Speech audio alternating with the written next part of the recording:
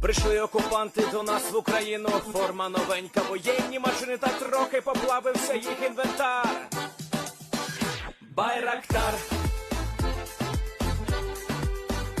Байрактар. Російські танкісти сховались в кущі, щоб лаптем посьорбати довбані щі, та трохи у чах перегрівся навар. Байрактар, Байрактар.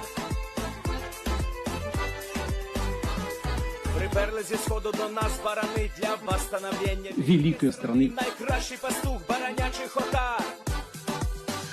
Байрактар, Байрактар. Їх доводи всяке озброєння різне, потужні ракети, машини залізні, у нас на всі доводи є коментар. Байрактар, Байрактар.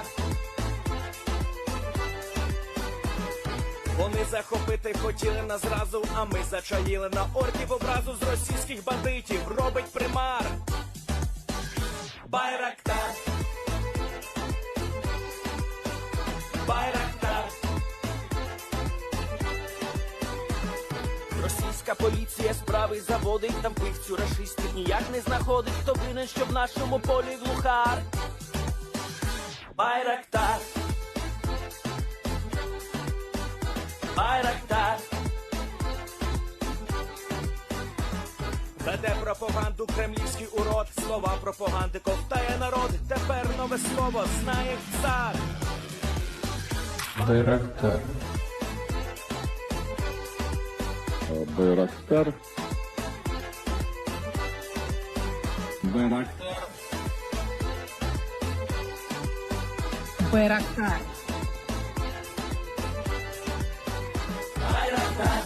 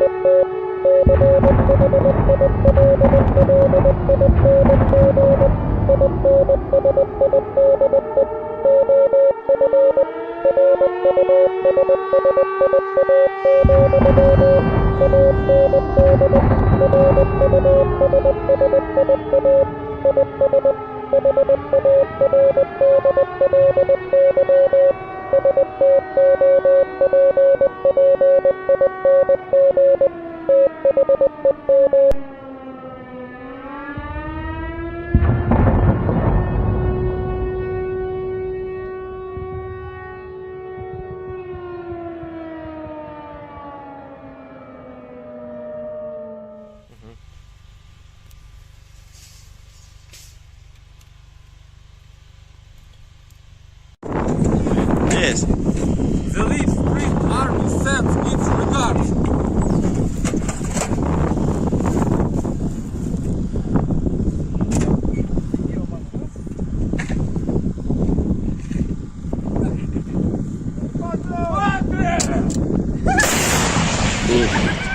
Русский военный корабль. Предлагаю сложить оружие и сдаться.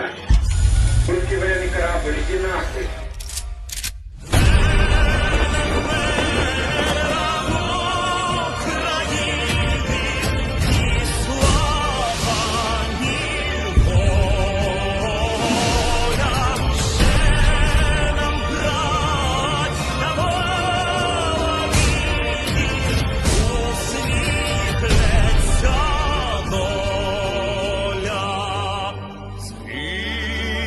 Наші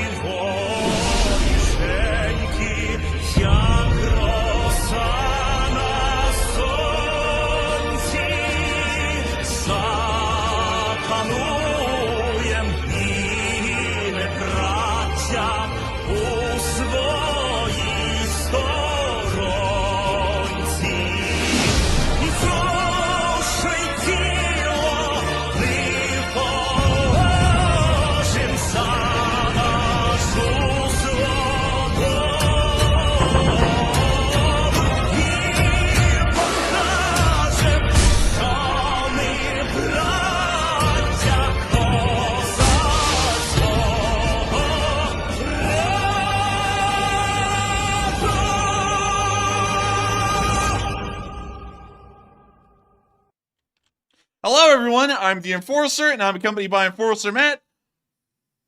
And good evening, folks. It's Enforcer Matt, and welcome back to day 464 of the news, and it's good to see you all once again. And of course, we're going to be covering the past 24 hours of the news of the war in Ukraine here on the 464th day, and we've been seeing a lot of interesting news unfolding from the Freedom of Russia Legion and the Russian Volunteer Corps still being inside of Ukraine, well, actually inside of Russia, whoops, as of today, and also the Russians taking some considerably heavy losses in Bakhmut that were captured on film. Today has been a pretty interesting day, especially for the Ukrainian ground forces and also anti-Russian forces that are inside of Russia in the Belgorod Oblast right now.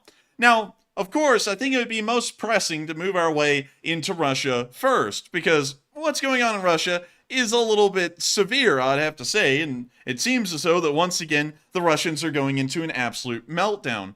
Over the course of last night, to also recap the past 48 hours in this area, we saw that heavy artillery barrages were originating from Ukrainian territory and landing onto the areas around the town of Shebkino. This town is one of the larger settlements, much like Gryvoron was, near the Ukrainian border, being only around 2.5 to 3 miles away at the farthest. Looking at the actual satellite map of the area of Shebkino, we can see that the area does have some distinct geographical features, and these also dictated the advance of the Freedom of Russia Legion and the Russian Volunteer Corps as of today. And considering that 24 hours has passed, we're now going to be going into where RDK and FOR positions were as of the past 48 hours.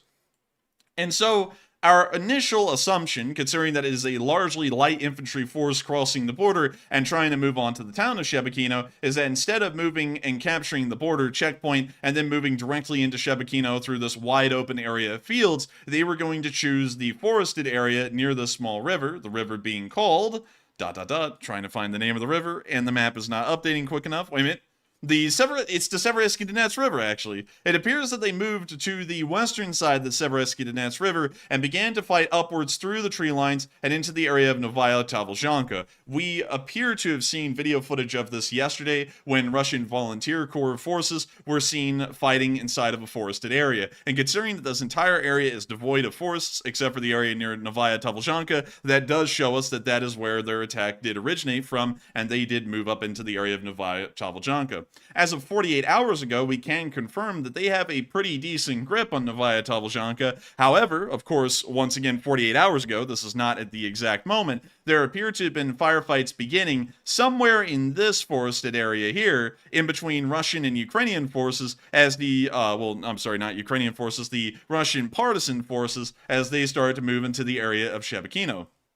This is what we saw 48 hours ago, and we're not wanting to go into what's happening today in terms of the frontline developments, because that could be an operational security risk for those partisan forces. Loose lips do sink ships, and there is nothing that is cute or really funny about that in reality, because people can end up being killed if too much information is given about where they are and what they're doing. And so we aren't really going to be getting into any of the information, at least in terms of specific locations and actions that the FOR and RDK are taking today, but we can confirm that Russian forces within the town of Shebkino may have been heavily damaged, at least in terms of their force strength, before they were even able to engage the Russian partisan forces in that area 48 hours ago. As today we saw a large burning pillar coming out of the city, and it is claimed from the Freedom of Russia that this is actually some kind of a troop concentration or barracks facility where a large amount of the Russian forces or garrison for Shebkino was stationed right there. And we can see the smoke billowing up from that area. And so with that, that's the end of that clip, and once again showing that things have already begun to enter a fairly bad state, at least for the Russian garrison in the area. And once again, these kinds of tensions are really starting to be felt within the Russian government. And I think that these tensions are going to be felt a lot more as a quick side note, because I want to make sure we get this out incredibly early during our stream today. Many people have been asking, and it's been taking an incredibly long while, I will have to admit, this has been several months in the making at this point, what happened to that drone that y'all got and were supposed to have sent to the 231st Brigade? For the longest time, we were actually talking back and forth with the 231st and trying to figure out how to get it over there to them. Of course, we're not going to get into the exact details because that may be a little bit of an operational security issue, issue, but I can say that the package is being sent through DHL and will arrive to its first handover on the 6th of June, which is actually D-Day in 1944. So that's actually a really cool date that it'll be arriving on. Not that it has any significance to this war. Another wild thing that I did not know is that an 8.2 pound package that is about 12 inches wide, well, really about the size of a piece of copy paper, and it's around 8.2 pounds in total weight, costs $486.93 to mail from here to where it's going, which its first location is Poland. And then from there, it has to be son, where'd you find that postage? Man, I'm telling you, I went into the DHL office today to do that, and when I went in there and they did all the weight and measurement and stuff like that, and they got the address, they said, "All right, and that'll be $486.93." And I said, "Is there a cheaper option?" And he said, "That is actually the cheapest option." And I was like, "Ooh!" I was like, "Oh my god!" So I'll tell you all this. If you ever want to get anything for the Ukrainian army and send it over there, and you are mailing off an individual item, it will end up being incredibly expensive. Not just the item itself, the drone and everything that came with it actually cost around $2,000. Mailing it cost nearly $490. I was completely blown away at that. We actually thought before I went there and did that today, because Matthew luckily got to sleep in. I do have to say, I was very jealous of that. I was like, dang it. We assumed it would be like $120 to mail that over to Poland. We didn't know it would end up costing like the price of, hell, I can't even think of anything that is similar to that price. It was unbelievable. But nonetheless, we did get it sent off. The 231st Brigade, well, the 231st Battalion, was also completely flabbergasted at that cost because it also didn't cost them that much to send the battle flag through DHL to us. Obviously, it's a lot lighter, but at the same time, it was nowhere near that price. I think they said to mail the flag to us was like $30 or something like that. It was not $490, but I was like, oh my god. But we finally wanted to get it over there. That has been months in the making, so I ended up just eating that cost and getting that thing on out through DHL. So it is on the way there, and it eventually will make it into their hands. We know that it'll make it to the first leg of the journey on the 6th of June. But how fast it'll be from there for it to get to the 231st Battalion, I'm not really sure. But anyways, moving on out of that, and, of course, that's going to be adding a lot of weight to the Russians' minds, knowing that Elite Spring Army drone will be out there on the front lines and actually fighting against Russian forces. Well, more so taking a look at it. I think for $500, they should probably take it by private jet and airdrop it to them. That's what I was saying. Like, I was joking with the DHL person. I was like, man, DHL must be making a killing. And so then I turned around to the parking lot and said, is that your G-Wagon out there? But anyways, moving on into Moscow, we saw that Russian propaganda circles are starting to feel the stress of these kinds of things coming down on top of them. And we saw today absolute apathy being shown on Russian state TV. And so, without further ado, here's the speech. Well, more so not the speech, but the clip of the speech that our little boy, the devil, or Volodymyr Sololoviv, is about to give everyone. Let's say, what if Washington stops financing Kyiv? That's it. The war is over. No, it's not. Because they're funding everything. Is it within our power? It's within our fantasies.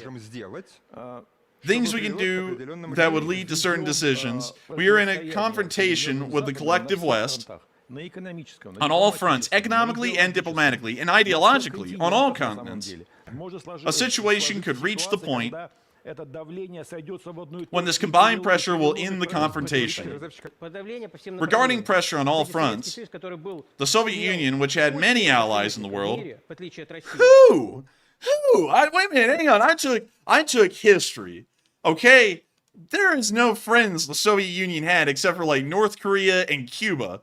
That was it. There's a lot of people that used them, but not their friends. Man, no one was their friends, at least during the Cold War. I mean, like, there wasn't anyone that really liked them. Like, of course, there was the Warsaw Pact, which was Russian satellite states, well, Soviet satellite states that were their puppets, and then there were the federations within the Soviet Union itself, which were also puppets, but the Chinese didn't like them, the Vietnamese didn't like them, the North Koreans liked them a lot because they got a lot of their weaponry and stuff from the Soviets, but Nobody was their friends. What the hell is this guy talking about? Now, having a background in history and having a bachelor's degree in history, I can tell you that that is straight up bogus. That's not even a true statement. Because throughout most of the Cold War, after the communist Chinese came to power on the mainland, they almost went to blows with the Soviets multiple times. In fact, the tensions in between those two countries was so bad that China ended up being friends with the quote-unquote imperialist Americans throughout most of the Cold War, and you can even see references to that like movies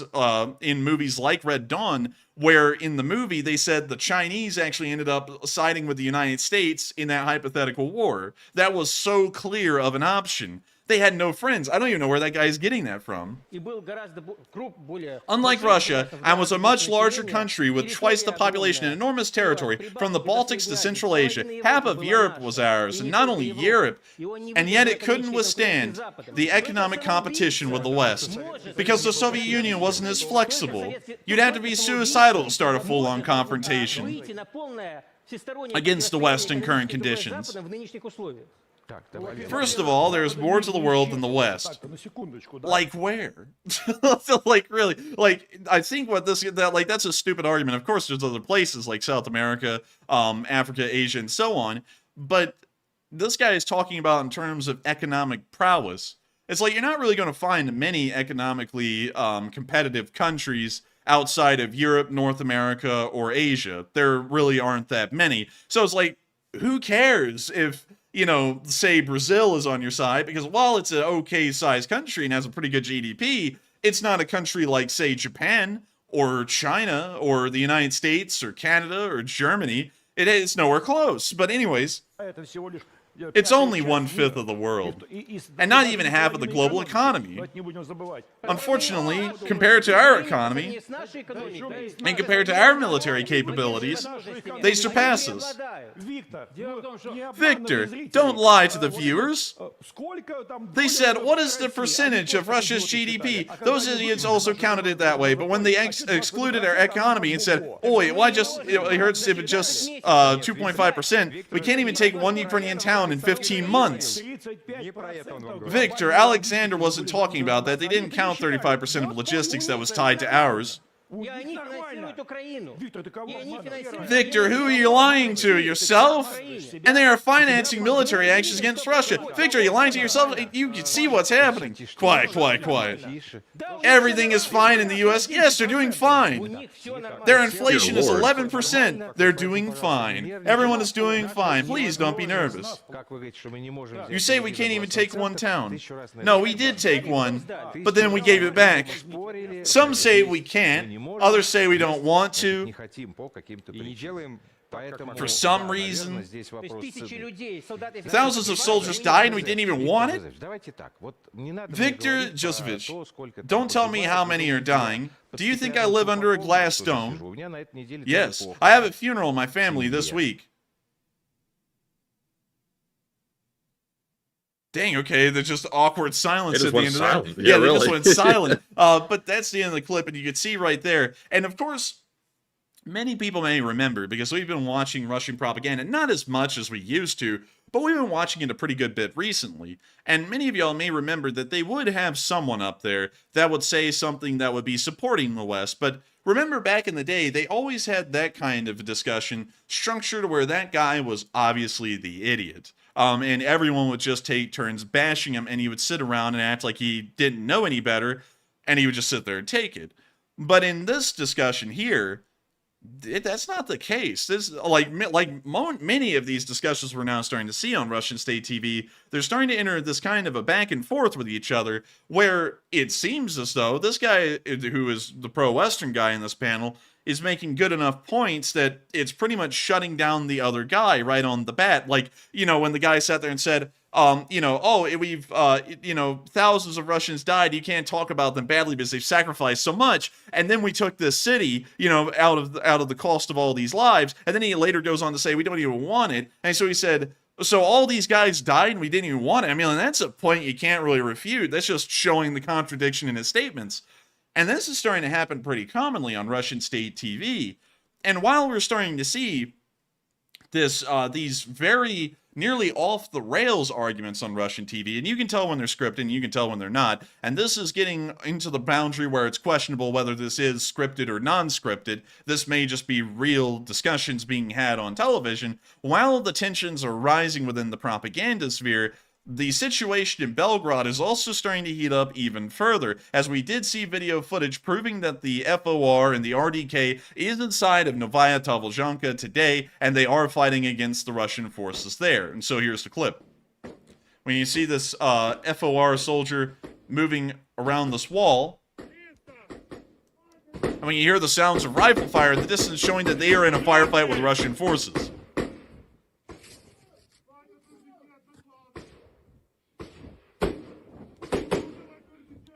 We hear the firefight continuing, and we can see a Ukrainian poking over the wall, and it appears that he's firing his rifle.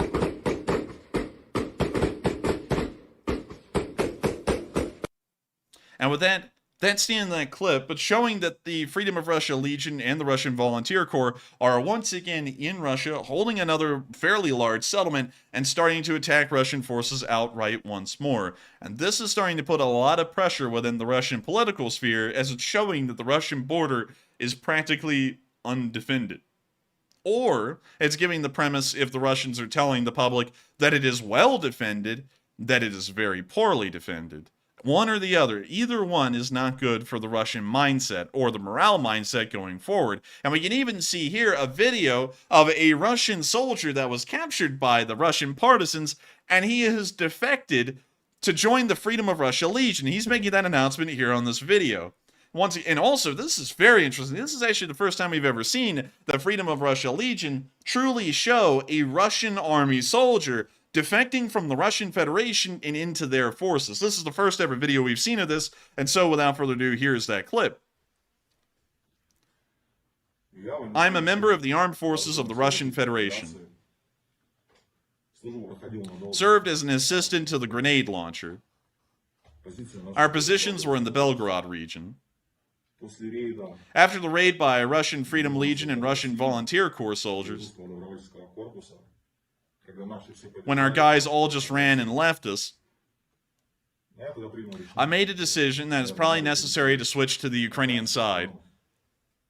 Man, this guy literally pulled the in real life switch teams button. He just sat there and saw everyone running away, and the little menu popped up. He clicked switch teams. He's like, nah, I don't think these are the one inside anymore. Not just so he's basically saying that he switched sides because he didn't like being abandoned, not necessarily because he liked the Ukrainian side of things. It seems as though he's switching. It may be largely switching sides because he was abandoned by fellow Russian soldiers in the area. And so he just decided, on top of surrendering, he would also defect as well. So very interesting to see. And also very interesting here, and that is an interesting thing to point out with his mindset, is that it's not really disagreeing with what the Russians are doing, it's just disagreeing with how they left him behind, and now he's going to make that the Russian army's problem. But anyways, moving on with the rest of the video. Not just switch sides, but to join either the Russian Freedom Legion or the Russian Volunteer Corps. Because nobody cares about us. And the time has come to bring change to our nation. The ruling power does not change, and it's only getting worse. My wife and children, they are probably worth fighting for. They are currently being kept safe. And therefore I am ready. I want to join the Russian liberation movement.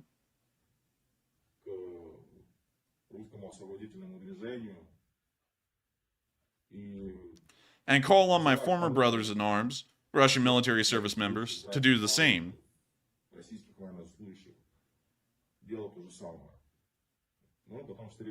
Because, fellas, probably because we don't have any other choice.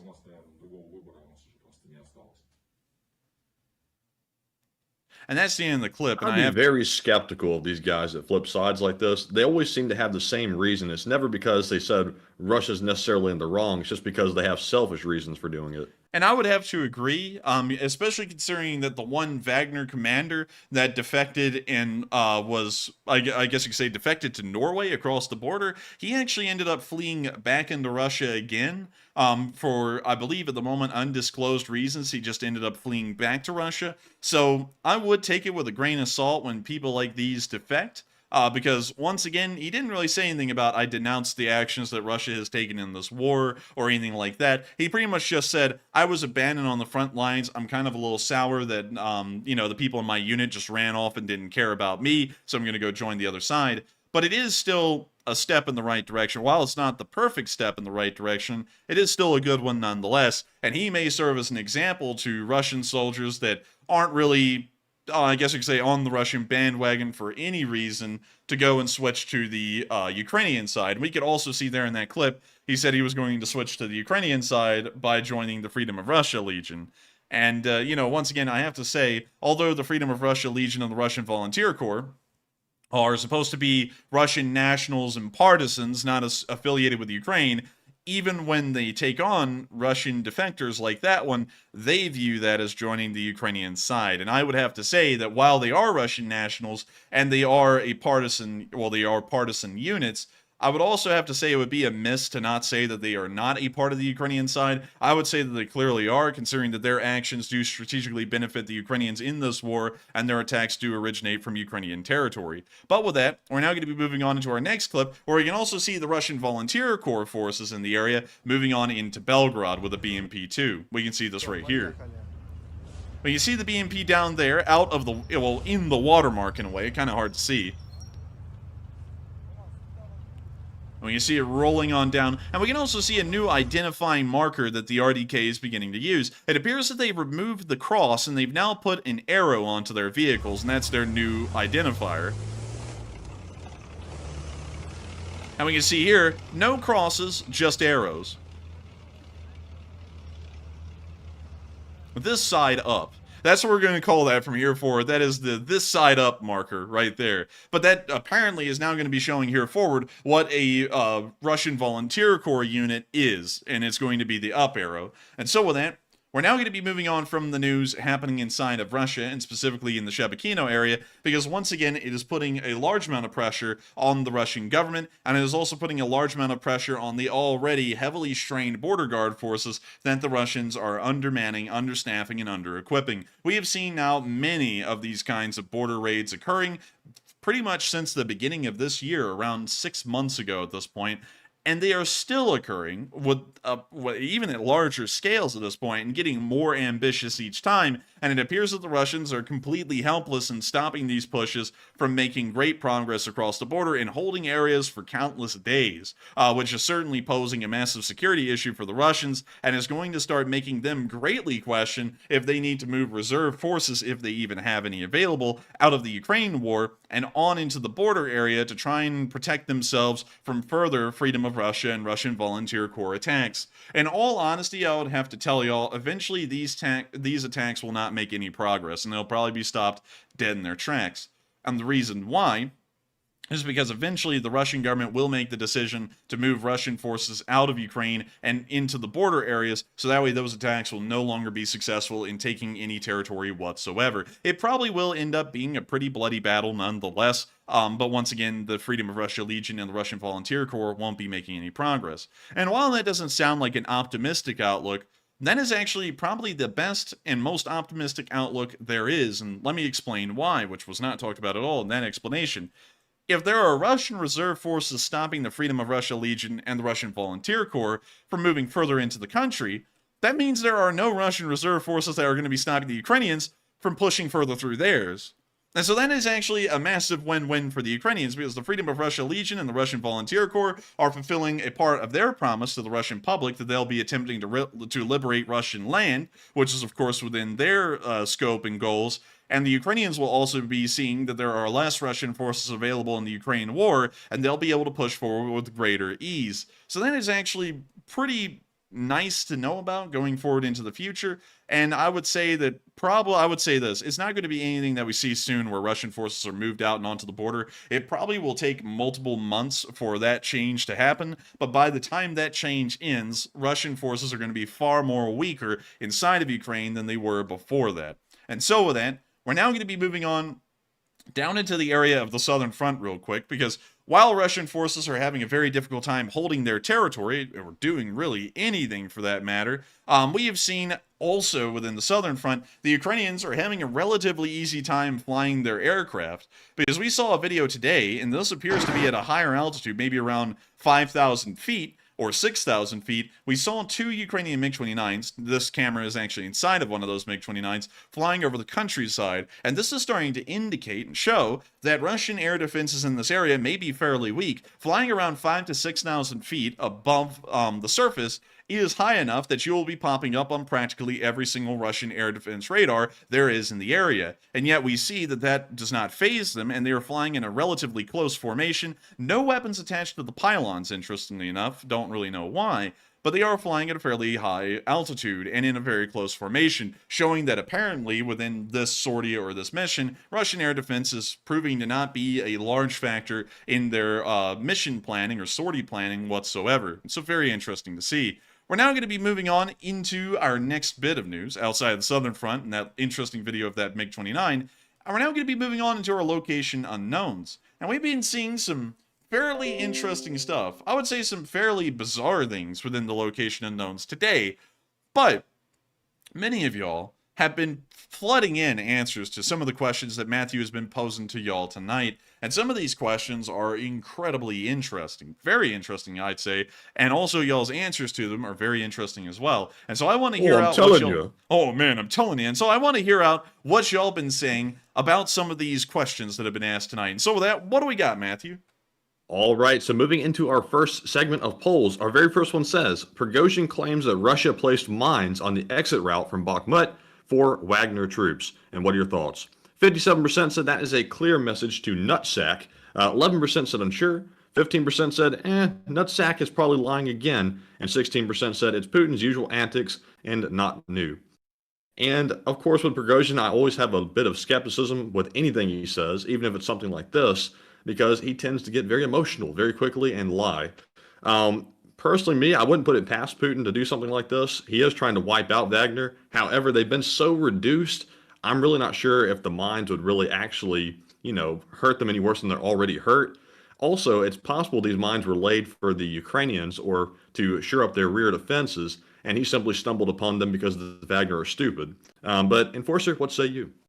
I would actually have to say that I don't believe the story at all, because we've already confirmed that the Wagner unit is largely gone, and there's only 2 companies of Wagner forces left within the city of Bakhmut, and that is the most liberal estimate there is 2 companies. I believe the conservative estimate is around a company's size of strength in the city of Bakhmut. Still, most of them have already moved out, and they're not even in the area of Bakhmut anymore, so that would be kind of wild for all of a sudden, the Wagner unit just magically just reappears back inside of Bakhmut, and they're now trapped by mines. That actually sounds, based off of what we've been hearing, and also from what the British Ministry of Defense has been saying about Wagner, which they also confirmed weeks ago, the entire Wagner unit, except for a handful of companies, around 2 of them, had left the city. That would be pretty wild to now hear that the entire Wagner unit is trapped there when they're not even in the city, from what everyone knows. And we've even heard Prigozhin just 2 or 3 days ago saying that the next mission for the Wagner unit is mostly going to be protecting the Russian border, which once again confirms they have now been disengaged from frontline activities and they're trying to pick up more work. At least that's one way to look at it. So I would have to be honest, I don't think he's telling the truth on that story whatsoever, because none of the facts and none of the information we have back it up, and we don't see Wagner forces in Bakhmut anymore at all.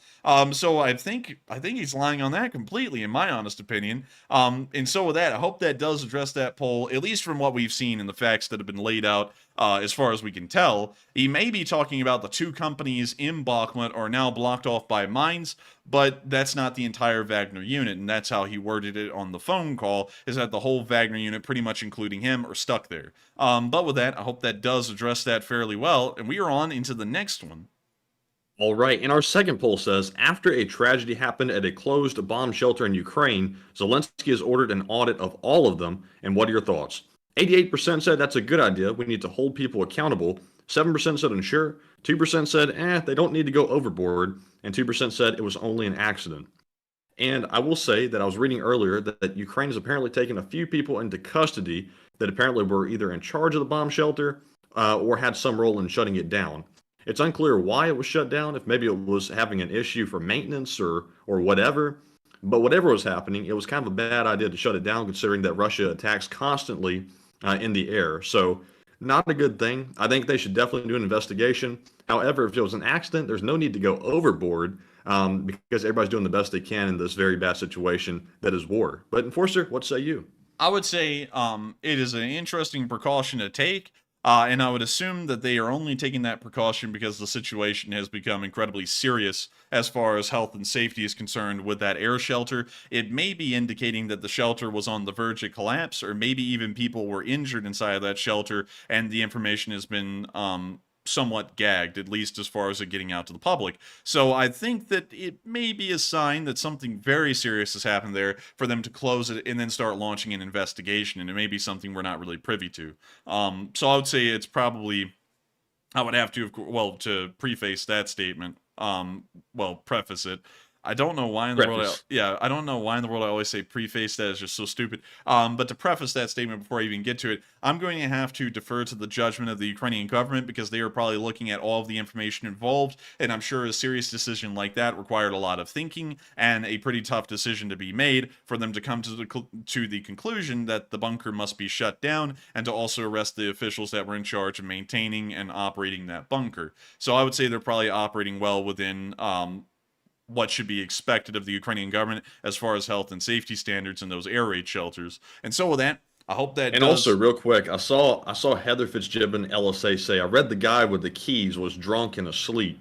And if that's the case, then I think Ukraine's probably making the right move by taking that guy and others into custody. Because in my mind, that would be criminal because somebody ended up getting killed because of that negligence. But Enforcer, what say you? I believe, if I'm correct, and let me think about this because I've seen some people talking about it, and some people have told me about the story before. But I believe that's actually the guy who runs the bomb shelter that Operator Starsky is near. Because I remember a story being told that Starsky was trying to get to a bomb shelter, and he got there and it was locked, and the guy who had the keys was either near the bunker and he was drunk and not opening the bunker or something like that. It was some kind of story like that. So I think that may have actually been Operator Starsky's air raid shelter bunker that he used, and that's where the story comes from. Now, tell me if I'm wrong on that, because I think I might be wrong, but I remember someone telling me some story about an air raid shelter that Operator Starsky was trying to get to, and the guy who ran it ended up being drunk and he was not opening it. So that may be where that story comes from. And if that's the case, I would say that that guy certainly needs the keys to be taken away from him, and they need to get someone else to take charge of that bunker and to make sure that it's open when it needs to be open and that it's maintained properly. And so with that, I hope that does address that fairly well, at least from what we know or what we may or may not know. And with that, we are on to the next one. All right, and we have a third poll, which says Russia says that the Akhmat, Chechen special forces, will launch an offensive in Ukraine. And what are your thoughts? 62% said, oh my, this is going to be disastrous. 13% said unsure. 21% said, that's slightly concerning. And 4% said this is very bad for Ukraine. And I would go to 62%. It's going to be disastrous, but it's going to be disastrous for those Akhmat, or whatever they're called, supposedly special forces, as they call themselves. I think they're probably scared to death, thinking they'll actually have to fight a real battle. It looks like, since Wagner's been taken out of the fight, that Putin's now going to call on these Chechens, which don't know how to fight whatsoever, to go and fight one of the fiercest battles in the war. Not going to end well for them, and we see what's coming. But Enforcer, what say you? I would have to be honest, it's not going to end well for them. We've seen the Akhmat unit, or the Kadyrovite Chechens, as we call them, in action many times before. We have seen them in action in Mariupol. We've also seen them in action in the area of Luhansk and Zaitsevo, way early on in the war, almost at the beginning, right after the Battle of Mariupol ended. And they never performed well. They performed poorly in every area. And on top of that, they became known as the TikTok Brigade because they never really were on the front lines. They were always well behind the lines in completely empty and desolate areas and filming videos like they were on the front lines and doing something. And that's how they got the name the TikTok Brigade.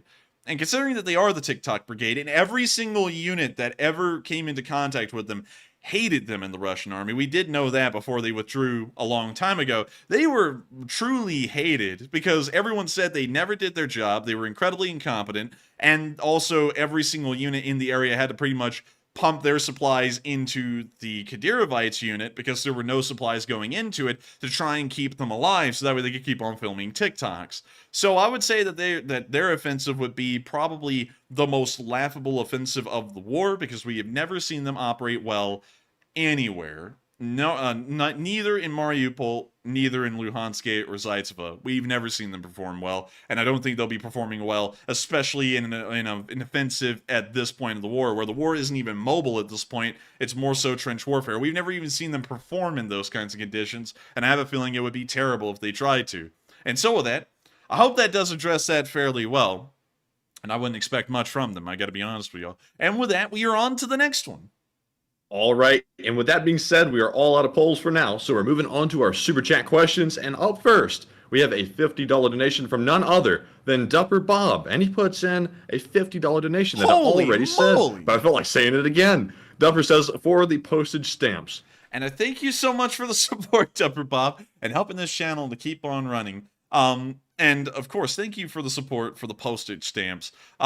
Those were not cheap. Really, honestly, the whole reason I said that is because it was shocking to me how expensive it was to get that transported over there. If we divided that down, I think it's like $70 to $60 a pound, which is very expensive. I think that's as expensive as Wagyu beef is per pound. And Wagyu beef, I've never had it, but I heard it's pretty good. But I got to thank you so much for the support, Dupper Bob. You've been a Lee Spring Army legend, an old guard, as true as they come, even by the original old guard standard. And I got to thank you for being around for so long, and of course appreciating this channel enough to support us and help us to keep this thing on running. Honestly, the way I look at the postage, although I will admit it was way more than I thought it would be, is that we've been trying to do that for an incredibly long time, and those guys over there in the front lines near, well, I'm not going to say exactly where they are, but in the front lines in Ukraine, those guys deserve a whole lot from the world. They are defending Ukraine, and not just Ukraine, but the rest of Eastern Europe for the large part from Russian aggression. And I think it's very important to remember that kind of stuff, and it's very important to try and help them out regardless of how expensive or how tough it got. And that's why I ended up just sitting in the office going, you know what, I'll just pay for it. Although I was still kind of like, I'd shed a little tear on that one because it was such expensive postage. I've never paid that much for postage in my life, and I don't think I ever will again. I don't know how in the world it got that expensive.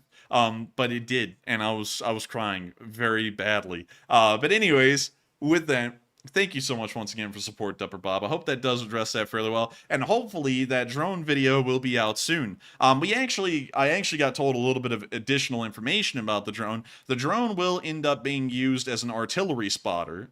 It will not be the kind of drones that you see flying around and dropping bomblets on folks, because they actually told me today those are largely being phased out by their unit, and they're now switching over to FPV kamikaze drones for that, or drone bombers, which are the larger drones that have a bomb rack cradle under them that just drops bomblets like it's carpet bombing pretty much.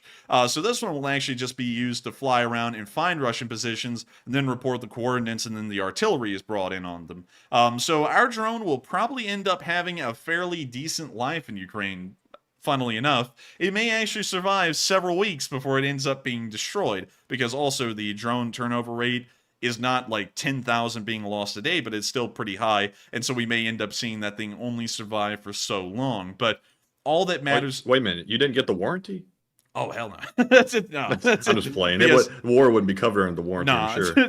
Acts of war or acts of foreign governments probably would not be covered in that warranty, but... yeah, it will be really neat to have one over there, and it's really cool to know that for the first time ever, an actual Lee Spring Army drone is going to be in Ukraine and operating as a part of the Ukrainian army. That's actually the first object that I guess we could put within the Lee Spring Army, the Lee Spring Air Force, or the Lee Spring Army Air Force, whichever one you want to call it. It is really cool to think that we're finally getting one over there.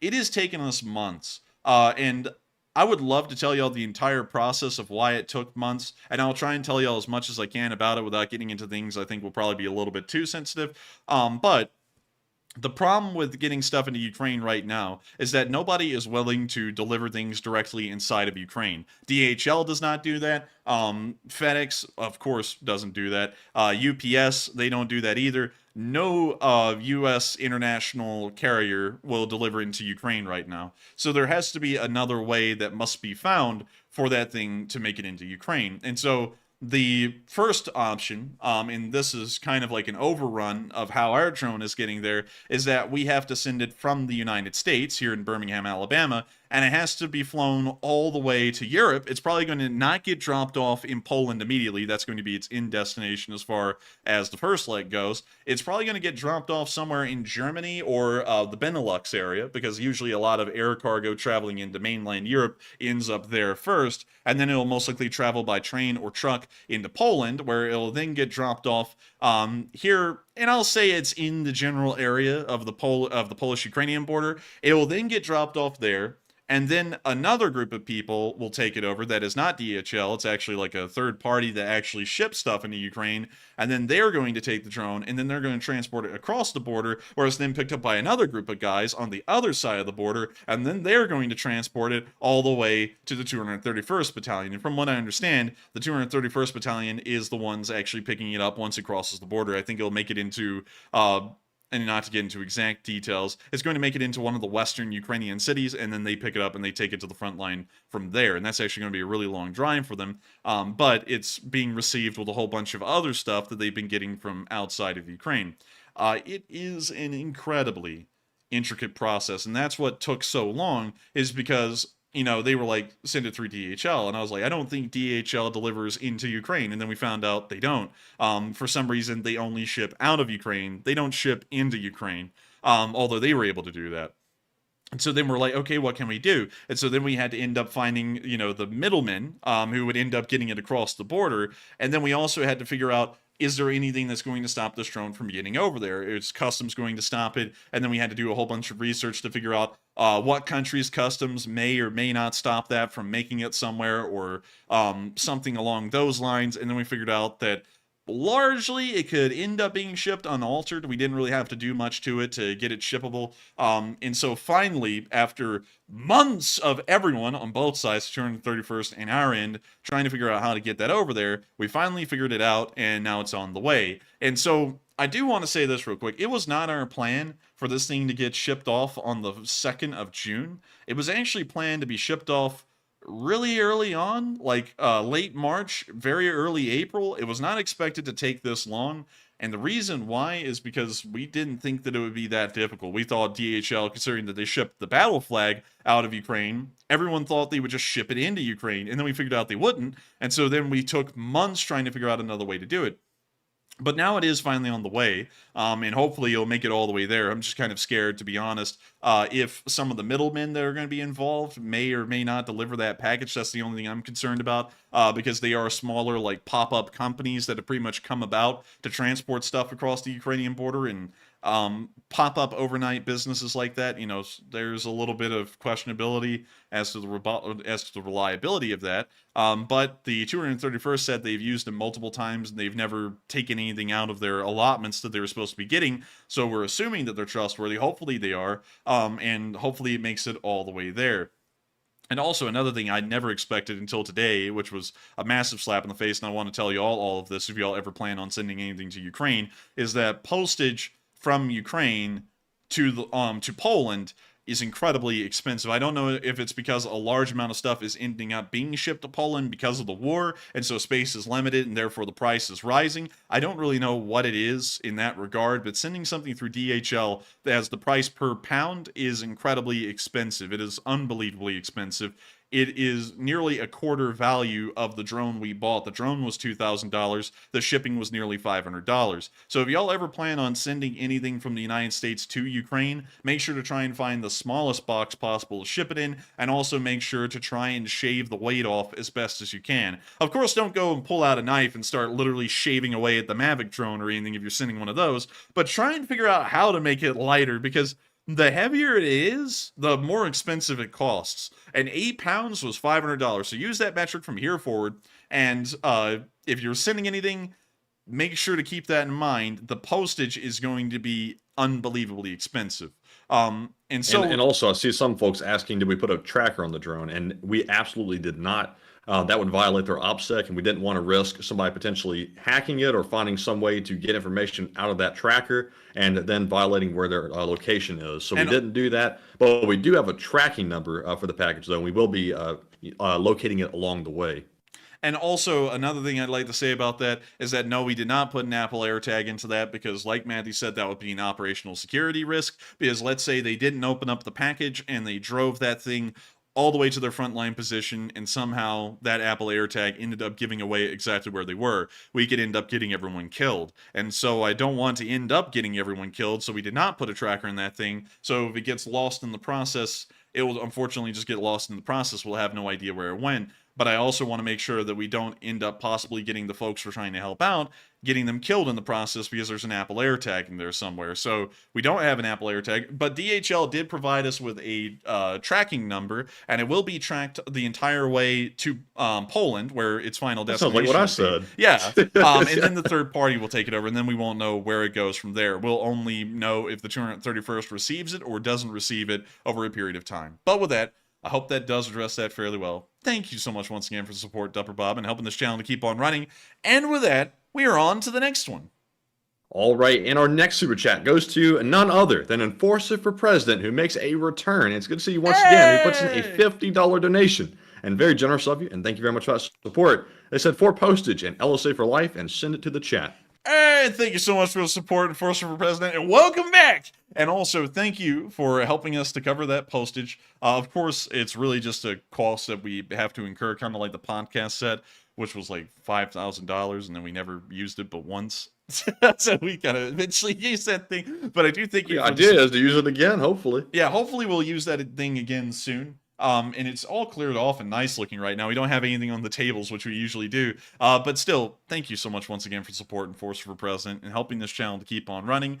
And also, supporting the postage fund. The postage was expensive, but that's a cost we take. I'm looking at that almost as a $500 donation to a Ukrainian nonprofit that we do on Sundays. I'm pretty much looking at it like that. It's just the cost that we had to take to get the drone over there. But still, thank you so much once again for the support and for Super President. I hope that does address that fairly well. And thank you so much once again for being a massive fan of the Leaf Spring Army and also helping this channel to keep on running. And I also thank you for your vote in 2040 for President. And with that, we are on to the next, well, actually the last one of this segment.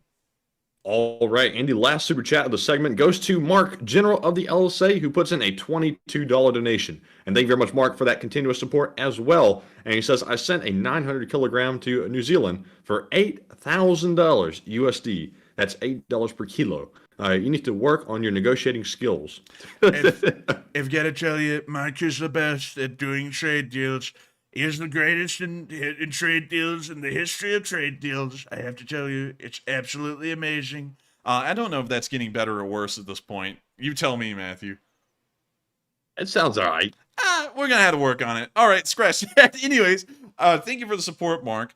And it sounds that I do need to get better at that, but they just told me that was the price, and I was like, okay. So then I just went and paid for it. But still, thank you so much once again for support, Mark, and helping this channel to keep on running. And thank you once again for giving us a little bit of a tidbit there that we need to be able to haggle better. And so with that, I hope that does address that fairly well. Thank you so much once again for the support, Mark. And of course, being a old guard of the LSA, and of course, being around for ages and helping this channel to keep on running. And with that, we are now going to be moving on into our location unknowns. And starting off with our first clip, or our first picture, we actually saw the first Leopard 2A6 in Ukraine. Many of y'all may be going, oh, you stupid boy. They've had Leopard 2s forever. Yes, but they didn't. We've never seen a picture of a Leopard 2A6. But you can actually see the rear of the turret right there, a very distinct rear turret for a Leopard 2A6. So you can tell just by the rear of the turret. And we can also see it pulled in. I'm sorry, I can't get that picture larger. Actually, that's the biggest it gets. But we can see Ukrainian soldiers standing in front of it. And we can also see that angled front turret armor that a Leopard 2A6 has. That is the first one we've ever seen, and just to keep it in mind, the Leopard 2A6 is the most advanced main battle tank that the German army uses in the modern day. And let me show y'all one. Like a good picture of one. Leopard 2A6. Images. And so, The difference in between a Leopard 2A5 and a Leopard 2A6 is that, the most visible difference, is that the gun barrel is far longer on the Leopard 2A6 than it is on the Leopard 2A5. I believe the Leopard 2A5 and the M1A1 and M1A2 Abrams actually use pretty much the same 120mm gun in terms of barrel length and everything else, but the Leopard 2A6 has a longer barrel to try and improve the, I guess you could say, range and performance of the 120mm shells that it fires. These things are amazing, by no doubt. The Leopard 2A6 is probably one of the most distinct and visually striking main battle tanks of the Western world, and not only that, it is supposed that these things are incredibly good, maybe even giving the Abrams a run for their money, or doing even better. But interestingly enough, at the tank biathlon that the West holds, the Challenger 2 actually won this year by flying colors compared to the Leopard 2A6, the Abrams, and the Leclerc. So it may be a pretty good tank. I still think we need to hold out and see the Challenger 2 in action, because I actually think, as far as performance goes, the Challenger 2 may be better, but the Leopard 2A6 is certainly nothing to scoff at in Germany's finest main battle tank. And now that we're seeing one that is actually in Ukraine, it is giving me hope that we're probably going to be seeing even more soon. And so with that, we're now going to be moving on to our next one, where we saw a shell-shock drone. This drone appears to have had too much frontline action, and it appears to be shaken because of it. Man, that thing has seen some stuff. Jeez. Man, I saw a Russian, and then I didn't. And I did it. Man, It's the Exorcist drone. Man, that drone is sitting there going, and then they're going, call a priest, man, call a priest. But with that's the that little clip, and it's sad to see a drone came under shell shock. I know our little fella, our little DJI Mavic, it's not going to. Lest I fly over to Ukraine and slap that thing silly personally, because call me General Patton, because we're having none of that from the drones. We're now going to be moving on from that clip and on into our next one, where we also saw that the Azov unit has come up with a new promotional ad for itself, I guess to put out on TV or the internet. And so with that, here's the clip, and we're also going to be making sure to unmute the audio, because it's pretty cool.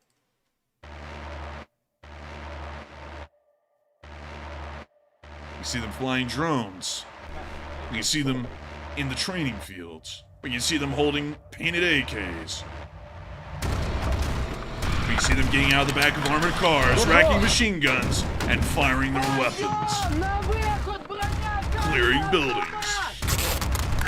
Putting on yellow tape, doing physical fitness, firing bigger machine guns, clearing more buildings, exiting more armored vehicles. Firing shoulder-fired weapons. Loading up into the MRAP. And then the logo. Can we hire those guys to deliver the drone next time? Man, I gotta tell you, those guys know how to make a video. I'm telling you, they know how to make a video right there. That was really cool looking. And I gotta say, if I was in Ukraine and I saw that promotional ad, I might join. I mean, like, honestly, I think I would. And so with that, we're now going to be moving on to our next little bit, where we could see a drone giving a nice welcome to Ukraine to some Russian forces below. So we're going to be muting that, and we can see the Russians down here on the road. It appears that they are temporary tourists to the occupied Ukrainian area, and we can now see this Ukrainian drone coming in to give them a nice big hug and tell them hello. And it appears that it said hello. And that was the main attraction of this tourist trap. Man, the Russians said, man, you know, I wonder where the attraction is. You know, it's called the giant flying bombing drone. Where is it? And then someone said, oh, look, it's right there. And they went, oh, blade. And then that was it. Oh, it comes to you. You don't travel to it. In Ukraine, drone does not come. Well, wait a minute. We do not go to drone. Drone come to us, blade. But with that, we're now going to be moving on into the Russian casualty report for the day, and that thing, I've got to admit, is pretty juiced. We're talking about straight up juice! They got 7 again. 7 of them! It's impressive. Let's see the memes. Let's see the memes. And, hey, KJ with 7 in the grave. Let's see here. What else do we have? I said 15 tanks. Why? Well, why not? Why? But still, anyways, moving on from that, we only had one meme today, which was kind of saddening. But anyways, we saw that 7 special equipment vehicles were destroyed. We always have to cover that number first, and then we move on into the other numbers. We saw that 540 Russian soldiers ended up biting the dust today. and it appears that their losses have climbed a little bit on up just into the average range. The average range is around 500 to 600 a day, and it's right within that middle range of the average, so a very good number. And every other number today ended up being on average or well above average in every single category. We saw that 12 armored personnel carriers were destroyed over the past 24 hours, which is considered to be the average number of APCs destroyed. It is actually the textbook average from what we've been able to tell, which is amazing to see. And it shows that while the infantry losses are well within average, all of the other losses, which have been somewhat lower than average for the past week or two, are starting to climb again, and it appears to show either the Ukrainians are starting to conduct offensive action against the Russians and are therefore inflicting more losses, or the Russians are once again pushing into Ukrainian lines in head-on suicidal offensives, and they're beginning to lose more vehicles because of that. We also saw that 28 supply trucks were destroyed. Based off of our very early war calculation, around the 30th day of the war, 30 supply trucks would be needed to supply an entire battalion tactical group from bare empty. That means that no tank has fuel, tanks are broken down and need spare parts, soldiers need every single MRE they would consume in a day, and they need all of the ammunition, arms, and equipment to keep that battalion tactical group running. To do that, you would need 30 supply trucks for a single battalion tactical group, and nearly 30 were destroyed today. An amazingly high number, and letting us know that Russian supply lines are certainly suffering, at least in the short term for this day, and maybe the following days afterwards. We also saw one of the highest armor losses that we've seen in previous war history, with 15 main battle tanks being destroyed over 24 hours. This is an incredibly high number. In fact, I would say this is probably one of the highest we've seen so far over the past few months. 15 tanks is incredibly high. That is an entire battalion tactical group and another half of a battalion tactical group's worth of tanks that has been destroyed. That is a very high number, in showing that whatever has happened today, the Russians are once again hemorrhaging armor, and they're going to be, of course, having some holes in the line as far as armor support goes, which will once again probably result in a seesaw where the infantry casualties for the Russians will most likely begin to climb, considering that they have a complete lack of tank support or any kind of support in those parts of the front. We also saw that the Ukrainian counter battery is, of course, still going off, with 27 artillery pieces destroyed over the past 24 hours alone. One of the higher numbers once again, and going off of a World War II standard, that means that around... Let me try and do this real quick. Let me try and do the math. Oh, I gotta hurry. 27 divided by 4. Around 7 entire artillery batteries were destroyed over the past 24 hours by a World War II standard, with 4 guns per battery, which is quite high, I have to say. These numbers are actually kind of getting a little bit normal, and it is showing that the Ukrainians have put an emphasis on Ukrainian counter-battery actions, and it appears to be proving to have very positive results. Artillery has been the saving grace of the Russian army, the little saving graces that they've had, and have been able to save Russian infantry and Russian APCs and tanks in situations where those infantry, tanks, and vehicles most likely wouldn't be saved under most circumstances. And considering that they're starting to lose more and more artillery, it may be seen that they begin to lose more infantry, more armor, and more APCs as time continues to go by. Speaking of drones, we saw that 6 drones were destroyed today. It's not the highest number that we've seen, but it is still good nonetheless, and it lets us know that probably several Orlan drones were shot down, and the Russians are once again lacking reconnaissance until they replace those Orlans and get another model plane from the hobby shop, glued together with some super glue, and then put a little Nikon camera in the back of it, and then go around and snap pictures. And so with that, we're now going to be moving on over here to one of the numbers that I look at the most before we get to the cruise missiles. 2 anti-aircraft warfare systems were destroyed over the past 24 hours. That is around $30 million of realized losses for the Russian army. Realized, actually. I'm trying to throw out a flash word there. Wow, realized losses. That's high tech for that one, Enforcer. I mean, like, flash words, boom, baby. We're talking about corporatism here. But 2 anti-aircraft warfare systems destroyed. That is around $30 million of losses in those 2 vehicles alone. Looking at around 10 Russian main battle tanks lost, that is about the equivalent of $35 million lost for the Russian army. So these 2 anti-aircraft warfare systems are fairly comparable to almost all of the tank losses that they took today, and that is an incredibly high number in tank losses, and that is an exceptionally high number as far as it goes in anti-aircraft losses. The Ukrainians were also able to shoot down a small number of cruise missiles as well, a total of 10 of them over the past 24 hours, and it does appear that a small Russian missile attack was launched, and they were able to intercept most of the missiles. At least from what we can tell right there. And we're now going to be moving on from our location unknowns, which are, of course, very interesting. And we're now going to be moving on into the northeastern area. Now, over the past 24 hours, we have been seeing that there has been a limited amount of frontline activity, and of course in the northeast as usual. And so going over those past 24 hours, which we'll be doing right here, we can see that, of course, nothing... Wait a minute. Oh? They've moved. Something happened.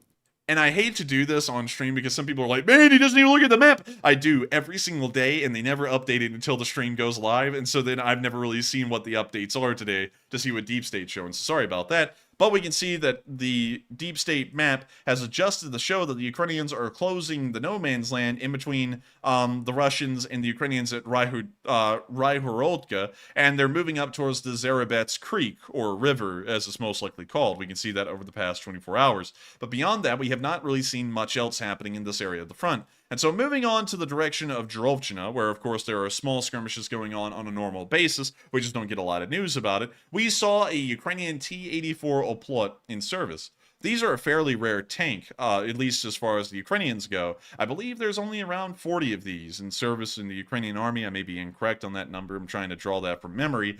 But they are quite rare, and one of Ukraine's most advanced home-built, Soviet-upgraded main battle tanks. And we can see the pictures of it right here. We can also see Vanos Gaming sitting on the front of this tank, which is very interesting to see. And we can also see the back of the T-84 Oplot in this picture. We can also see the Ukrainian cross on the side, and we can also see the rear engine bay. Ooh, very nice. I like it. I wish we could listen to the sound of the engine, but sadly, there's no video. Still, a very rare T-84 on the front lines, and very interesting to see some of Ukraine's rarer armor because they use their armor quite sparingly, and especially the rarer elements of their armor groups, we usually never see those near the front lines whatsoever. They conserve those for a good while. And so with that, we're now going to be moving on from that little bit of news, and on into our next bit, and also, let me move, let me zoom! And so moving on into our next bit, we also saw that a Humvee picked up its buddy today up here in the front lines. Now, the caption called this a bootlegger turn. I never really knew of any bootleggers during the Prohibition. I knew many of them that did this kind of turn when they would hit the brakes, but that's what they call it. So here's the clip. We can see the Humvee driving up. We can see the Ukrainian soldier right here. We can see this guy slam on the brakes, do a little drift, and throw around the back trunk so that way he can put his gun in there. It looks like a machine gun. And now he is waving to the driver, and he's going to hop on in, and they're going to drive on off into the sunset. That was actually pretty sick, I have to admit. I'm not going to lie. This guy just styled on the Russians and then left immediately. Like, that was really cool looking. Like, the Russians are sitting there, Matthew, going, oh, look, a Humvee. It's driving straight at us. It's 60 miles an hour. We're going to light this thing up, Liat. Wait a minute. What is it doing? And then he just drifts. I mean, like, that was really cool. That was. Man, this guy, honestly, though, I'm not going to lie. He probably would be a pretty good bootlegger doing that kind of stuff right there. He would shake the cops pretty quickly. But with that, that's the end of that little clip. Once again, really cool to see, and I just really liked it. And we're now going to be moving on further down the front to the area of Kislivka, where we saw some Ukrainian soldiers doing some mine-clearing duty, and in a way that makes me shiver. And we can see that they're taking anti-personnel mines, the Lepidstock variant, that kind of looks like one of those toys you get as a kid that you spin around in your hand and it makes that ratchet noise. That came out the wrong way. But we can see them throwing them all into a big pit. And of course, they're all armed, so that's pretty dangerous looking to me. Also, let me unmute it so that we all can hear what they're saying and joking about.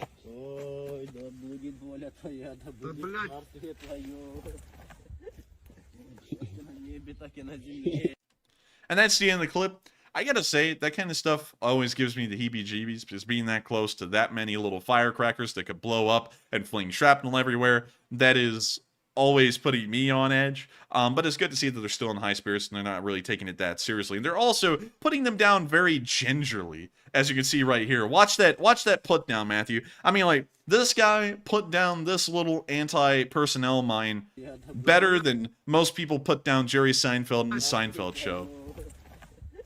That was very smooth, very clean, gentle, gentle. And so with that, we're now going to be moving on, but let me check something real quick. I want to make sure we're not lagging, and it appears we isn't, and it appears we aren't. We are isn't, man. My grammar is failing me. But anyways, we're now going to be moving on from the northeastern area of the front line and on down into the area of Bakhmut. Over the past 24 hours, we've actually seen a lot of documented activity in this area of the line, and over the past 24 hours, we have seen that Russian forces have been pushed back in this specific area. We can see that they had a small protrusion that appeared to have held a small clump of trees and also a small part of a tree line, but it now appears that they've withdrawn from that area and the Ukrainians have pushed them back in that direction. Beyond that, we have not seen any changes in the front line around Bakhmut. We do know that the Russians have committed practically the remainder of their strategic reserve forces in the Ukrainian front into this area to try and make sure that the Ukrainians do not make advances around the flanks and end up retaking Bakhmut fairly quickly, and that appears to be the case going here forward. And so the Ukrainians will end up finding a nicer place to go, so that way they can blow the Russians away a little bit easier. But we did see a lot of video footage coming out today from these parts of the front lines, and we're going to be starting off with one that I believe was taken around 2 days ago, maybe even 3 days ago. And it also shows the location that this was filmed at, and considering that it appears to be from several days ago, I am totally fine with showing it. This was actually filmed by the Russians. It is an Orlan drone looking down on this video, and it's going to be showing us kamikaze drones. I believe they were Lancets or an ATGM hitting these M113s. Interestingly enough, it appears that both of them were able to get out of there fairly okay, although one of them was hit quite badly. Video footage filmed by a Russian drone shows 2 Ukrainian M113 APC variants during a mechanized assault north of Bakhmut. The APCs engage a Russian position inside a tree line while Russian artillery targets the area around them. And we can see them dismounting the infantry, and they're now pushing into the tree line with, of course, support from the APCs. And we're about to see the one up here at the top end of the film get hit by an ATGM. Not only this, but one of the M113s gets struck by a Russian ATGM right there, and it appears that the Russian ATGM actually came from the bottom left of the screen, streaking through the tree line, throwing up debris, and then hitting near to the rear of the M113. The damaged vehicle tries to maneuver out of the line of fire while artillery keeps landing in the area. And we can actually see that the M113 is somehow trucking along under its own power, although it is slow. And it appears that the driver must be coherent at this point, along with the commander, for the order to be given for the vehicle to move and for the vehicle to also be moving as well. It shows that both of those crew members have survived. The other APCs also start to retreat as well. We can see this M113 APC retreating, but this is kind of a little misstated because we have seen enough combat footage of Ukrainian armed forces in this war to know that regardless whether that other vehicle had been hit by an ATGM or not, this M113 would have retreated at that point regardless. The Ukrainian infantry have made it into the tree line fairly well and are probably already fighting in the trench works that the Russians have there, and at that point in other videos we have seen the APCs that would have been supporting them and delivering to that area would have already started to withdraw, and so it appears that this M113 is conducting its routine withdrawal after unloading the infantry and providing a short amount of support. We can see, however, the M113 at the bottom of the screen is continuing to limp forward at an incredibly slow pace as the other M113 starts to go on the evacuation route down the road and out of the area, leaving the infantry to continue on the fight. This happened in the area at Berkovsky Reservoir close to Bakhmut. Which is, of course, is the location, but the Ukrainians took that area around 3 days ago, and we have confirmed proof that they took that area around 3 days ago, so the OPSEC violation there isn't that big of a deal, considering that this footage is most likely from days ago, and therefore doesn't really represent the current situation in that area. With that, we're going to be moving on from that, but I do have to note that that video does show the Ukrainians once again operating at their best, and even after being hit quite hard by an ATGM, which appears to have heavily damaged one of the M113s, they tried to keep it calm and just move the M113 out of the line of sight. It appears that they ended up being successful, but the fate of that M113 is currently unknown. I would most likely assume that due to the damage and the slow speed at which the M113 was moving, it most likely suffered some kind of serious damage to the engine bay and eventually was abandoned by the M113 crew, which most likely bailed out of the vehicle and then joined the infantry in the trench until they could be evacuated at a later date. That's most likely what we would assume from that clip, but once again, Ukrainian professionalism shines through even very treacherous and difficult situations, and of course, it shows the kinds of dangers, the deadly dangers that Ukrainian forces deal with when conducting these offensives, although they handle them with great grace. We're now going to be moving on behind the lines a little bit, where we saw the Ukrainians using one of their massive, beefy recon drones over the city of Bakhmut. This thing, we've seen it many times, is a Leleka, but here's the clip. Kyiv using Ukrainian Storks for reconnaissance over Bakhmut. See them flinging it, rubber band flying it forward, and now it's on its way. The Leleka drone was developed in Ukraine. Isn't that basically an Orlan? Kind of, but it's like a beefier, better version of an Orlan. It has better camera It probably systems. doesn't use the Bing Chiling parts. And Bing chilling. Будь-які дії в сучасному Any modern війні military operation needs to be з, monitored from the air. очима з повітря. І тому, If you can відповідно, blind the якщо army, their дозволити mission will армії fail or its цей, effectiveness то will be завдання compromised. буде або взагалі провалено, або буде виконано з мінімальною ефективністю. Сліпа армія A blind army is an easy target. Easy targets. The aircraft has a maximum flight time of 2.5 hours, which is considerably long, and can operate day and night. Цієї ночі була ротація, зафіксували. There was a rotation of enemy troops in Bakhmut last night. Дуже багато. Lots of vehicles were moving around the city, both armored and regular. Звичайних автомобілів. То зафіксували їхні We recorded their переміщення, movement and where they are hiding. і потім в ті Artillery will місця later hit 'em. враження артилерістів. Літаємо, а самі гір'я в зайцю випаде. Weather conditions impact surveillance abilities. Видно, все дуже гарно освітлюється. You can see clearly there's lots of sunlight. The shadows may reveal the enemy's vehicles that you can't see directly from above. Стоїть, що її зверху, наприклад, не видно, але її тінь може здати. Сам Бахмут, точніше, про нього That's Bakhmut, or what's left of it. від нього залишилося. Таке враження, будто би It looks like a set of a zombie apocalypse horror film. No, man, this guy is sitting out here in the middle of a war, looking at the war-torn city in front of him, and he goes, man, that looks like The Walking Dead. It's like, what? jeez. And you know, Matthew, if I said that, I would be called immature. If I said that, I would be immature. Trucks are coming and going, is what they say. Заїжджають, виїжджають. Тоді нам приходиться Now we have to fly low because of the clouds, which decreases the surveillance area. І плюс це ризик, оскільки пташку That means there's a risk of losing the drone because it's an easier target. Буквально на нижній кромці Russian forces try to jam the drone signal before attacking it. не можуть побачити, тим більше на фоні хмари. Ми зараз під хмарами, буквально по нашій пташці. A man-pad missile was launched at the drone, and we could see that on the film right there. На щастя, не But попали. fortunately, it missed. We just got lucky. Іменно переносний. Можливо, таке саме. Правда, не видно, Man, the Russians in Bakhmut just used their weekly man-pad that they get, the only one that all of them get, and they said, quick, shoot it down! And it missed, and they just went, Blat! You know, that was it as it continued to fly on over. Then you just hear it up there going, it's constantly macking us with that whirring noise, Blat! But we can't see where it was launched from. We just saw a smoke trail come towards us as we made a turn. Rain could also damage the drone by causing it to short circuit. That makes sense. That makes pretty logical sense. Ну, візуально цілий перевірили, чи немає. It's undamaged. It wasn't hit by a rocket or a bullet. Дрон. Зверха. Пулі не попали, нічого, зараз забираємо його. Щитуємо We'll інформацію. download the будемо data and go збиратися because it's в raining сильний heavily. дощ. A Western official claimed that Russia has suffered at least 60,000 casualties as of June 1st, in its long and bloody attempt to capture Bakhmut. And someone out there, Matthew, was getting a little bit of a glimmer of hope going, oh, see, they've only taken 60,000. And they said in Bakhmut alone, they went, oh. And, you know, they're like, oh, no.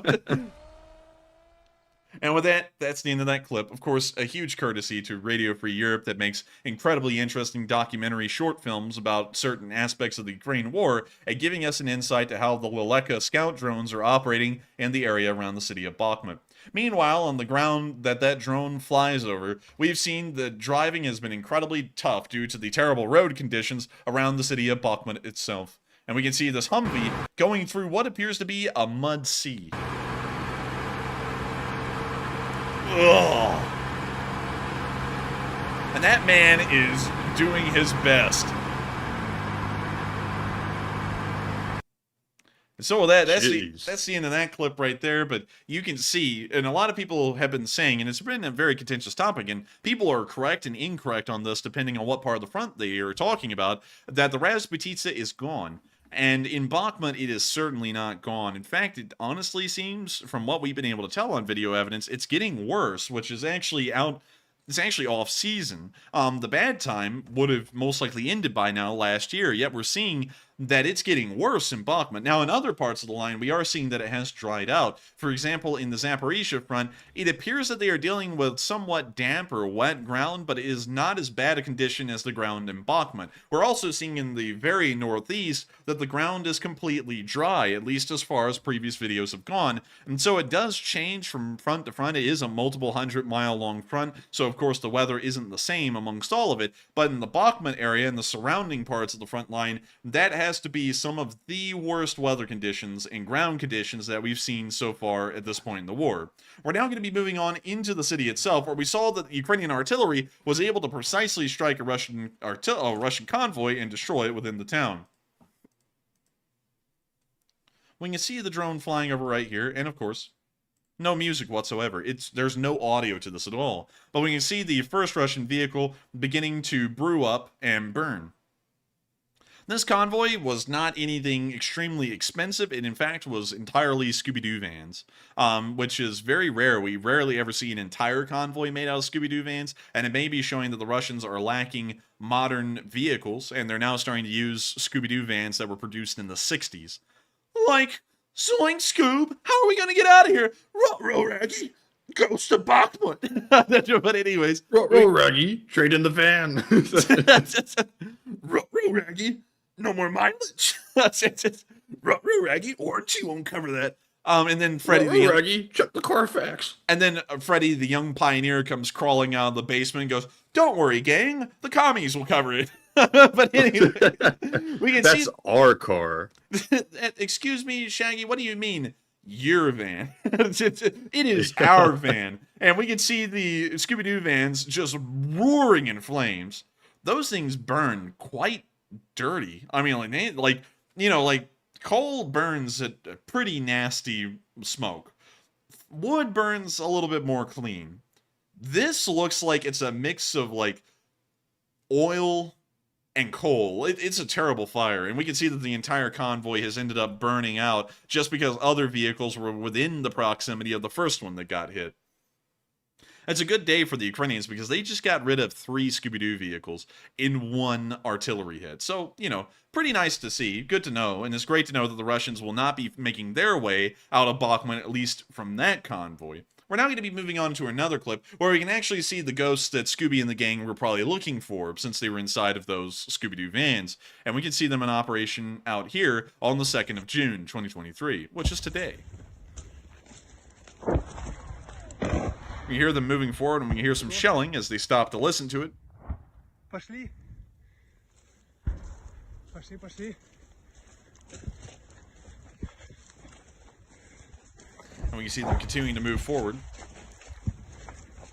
The Ghost Unit is a unit of designated marksmen and snipers that conduct harassing actions against the Russians. In case y'all are wondering why in the world is it harassing actions when they're pretty much pegging folks and taking them out, it's harassing because, you see, when someone just randomly falls over and you hear off of them and then they fall over, it really annoys the folks that's happening to, and also it just keeps them down, so it's not really going to stop the Russians, but it will harass them and slow them down. And we can see that the Ghost Unit was in the area, and getting into the positions to conduct those kinds of harassing actions against Russian forces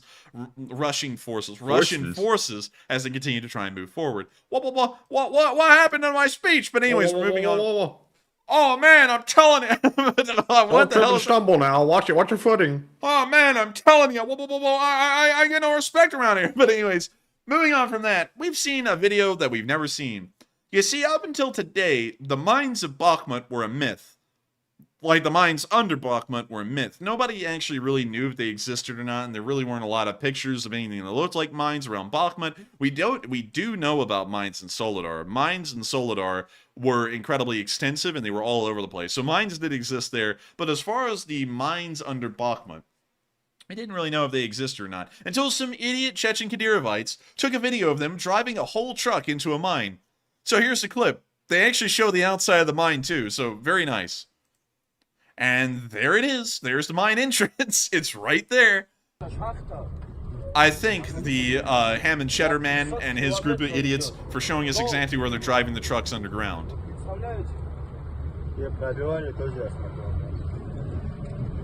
They want to show you their special tunnel for their special forces. We can already see that a hole was blasted into it.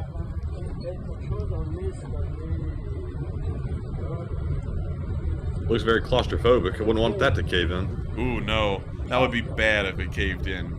A lot of guys would be stuck down there. And there probably wouldn't be a way for them to breathe, because they'd probably end up running out of oxygen before they could open it up. It would be terrible. It would pretty much be a massacre down there if the Ukrainians somehow closed off the entrance to this mine. And who's to say? I mean, the dangers of a mine are extensive. You could run into stagnant water inside this mine that has bad, well, it has gases inside of it. And so when the water is disturbed, it ends up releasing those gases and you die from breathing in bad air. There's a whole bunch of things that could happen in a mine.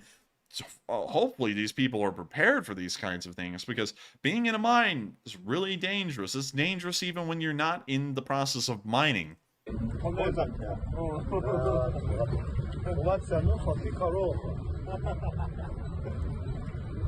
We see them going deeper and deeper into that mine.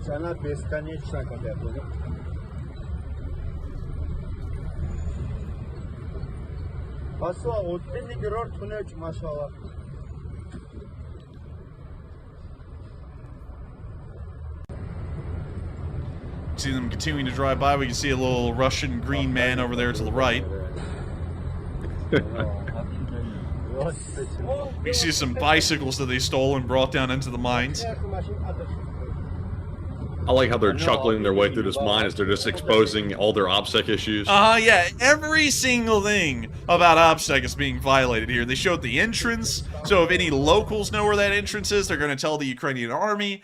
They're going to tell them where these mines go. I mean, like, there's a whole bunch of stuff that can be told here.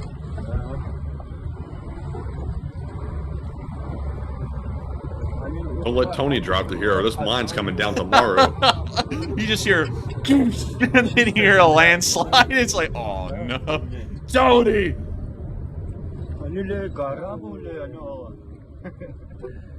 Oh, what's that up there?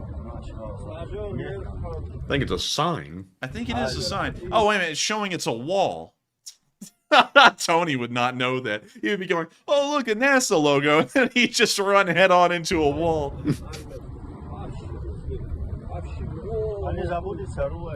But look at that.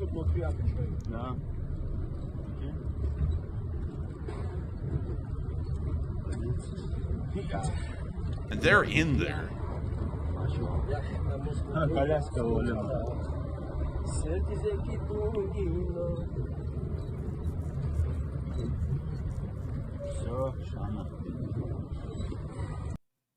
Man, you know something? I was just thinking, Matthew, they're practically driving into their grave. Yeah, what are the odds this mine actually has good enough ventilation for these trucks? Probably not good enough. I honestly would think that since mining operations are kind of falling off, this mine probably doesn't have a lot of the facilities it had when it was operational to make sure it's usable. And if they did, they've probably been destroyed above ground during the battle. So I have a feeling that this is a pretty iffy thing that they're doing right here. Very dangerous, and I don't think this was a smart idea for them at all. But of course, the Chechen Kadyrovites have never been known for intelligence. They've always been known throughout this war for stupidity. And now, not only are they showing us how stupid they are, they're also showing us where they're being stupid at. So that way the Ukrainians can make sure to hit it quite nicely and make sure they're stuck in there until someone tries to get them out.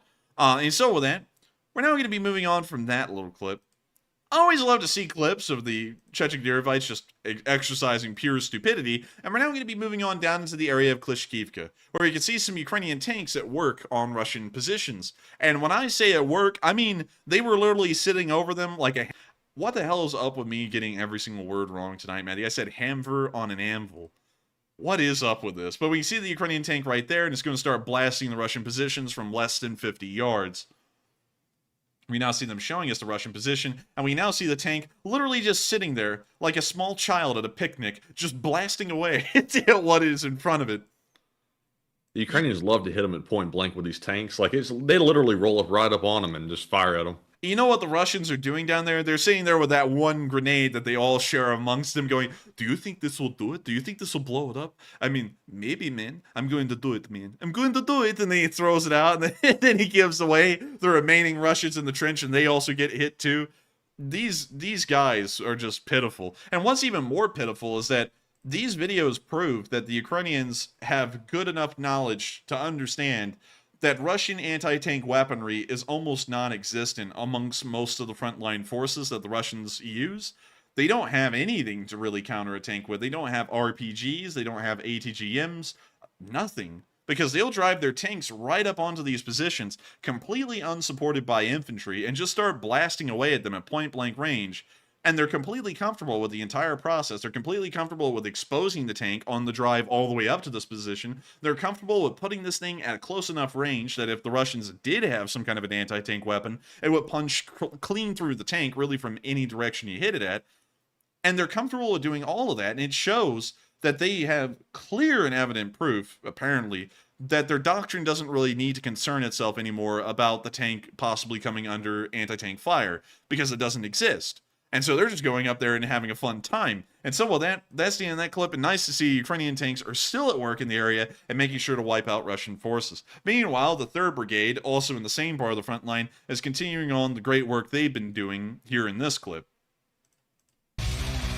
Whoa. Whoa. Oh, yeah. Oh, yeah. Man, they are going to town. They're putting Russians on the floor.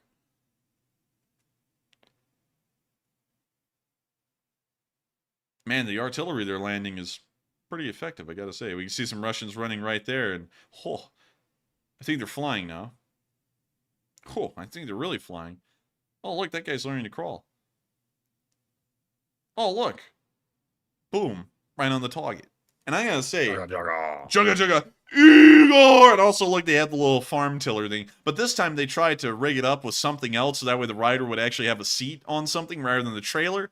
But it appears to have not mattered because they didn't get to enjoy it for too long. But with that, that's the end of that little clip. And once again, nice to see that the 3rd Brigade has been making sure to take care of the Russian forces in that area, specifically the 72nd Russian Brigade that has been fighting down there for a good while, and of course was the one that collapsed originally out of any of the flanks and was the one that just started falling back in droves first.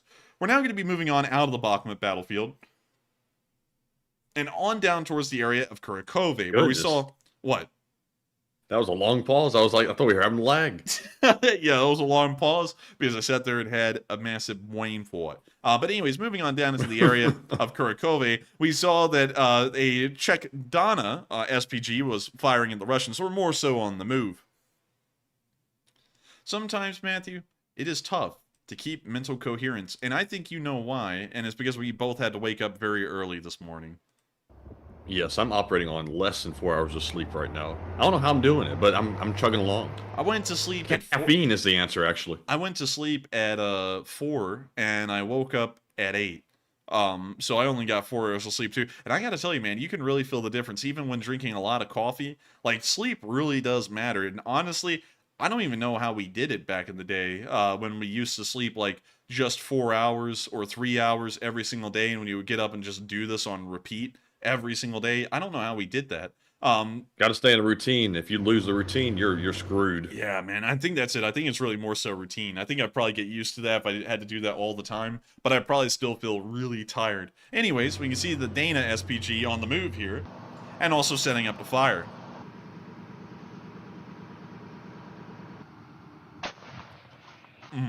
Juicy.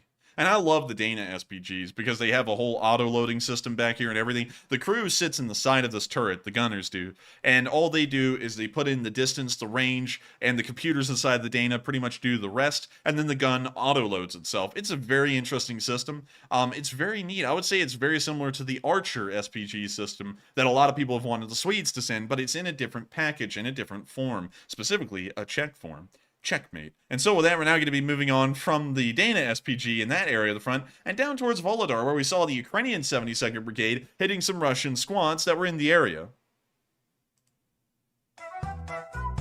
Oh no! That is no. copyright extraordinaire. But anyways, we see the watermark of the 72nd, and we now see some Russians down there moving in a line. Oh! Well, They said that Ukraine will win the war when pigs fly, and it looks like we just saw one fly. Goodness. Boop. Yeah, I think they're not good. That guy needs some ice and some milk. And we now see them trying to reorganize, but as soon as they started to reorganize the unit, it appears they were hit directly again.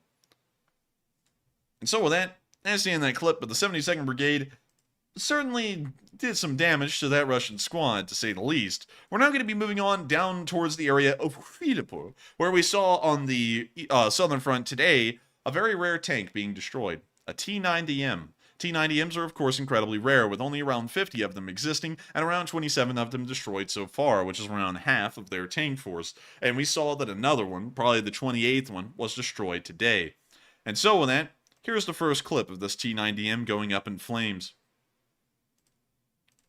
Here we can see the Russian T-90M in its natural habitat. Heavy metal plates, which is greatly copyrighted. And we can see the T-90M enjoying the great foliage of Ukraine. Unfortunately, it does not know it's being stalked by a predator in the air.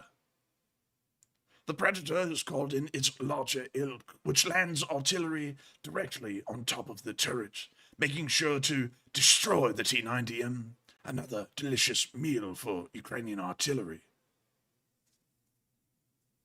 The tank begins to brew up, and with that brewing, it's going to be an absolutely delicious meal for Ukrainian infantry.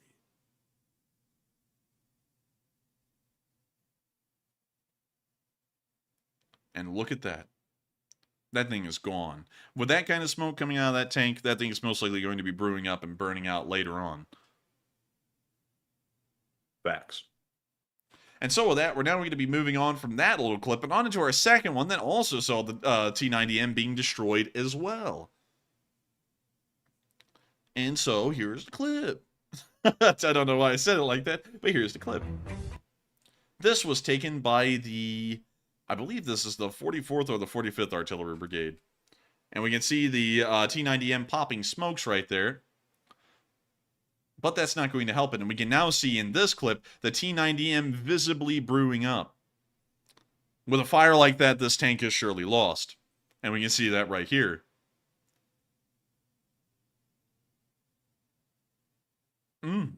Toasty. Wow. Man, someone put this thing on the smoker.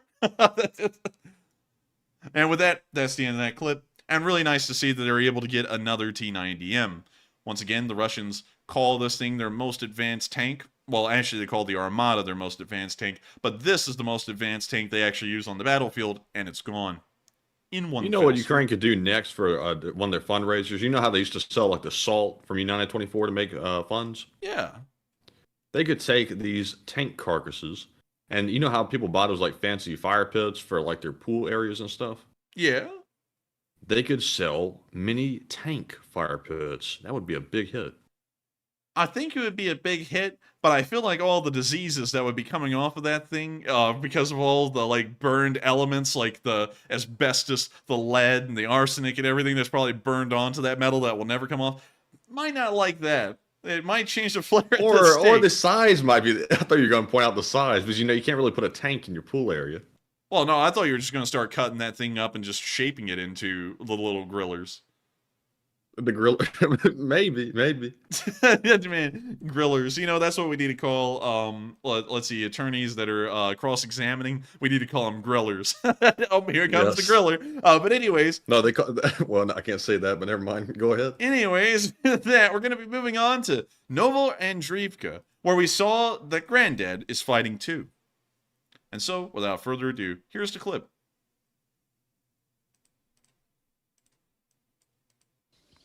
Ukrainian Granddad is defending the ancestral Cossack homeland. This battalion of the Ukrainian Defense Force was created from the descendants of Zaporizhia Cossacks. Just for those of y'all who don't know, the Zaporizhia Cossacks were the largest and most prominent group of Cossacks that lived within the area of Ukraine. While there were other groups of Cossacks, they were smaller in size and usually would end up bending their knee to the far larger and far more powerful Zaporizhian Cossacks. These guys were pretty much the ones who ran Ukraine for a long time, and while Ukraine did switch hands, at least officially, amongst many countries, including the Polish-Lithuanian Commonwealth and also the Russian Empire, the Zaporizhian Cossacks were not really controlled by either of them and pretty much ran their own country within those other two countries. The enemy positions are a kilometer away. You can hear their artillery firing. 2 enemy helicopters were shot down here, or even 3.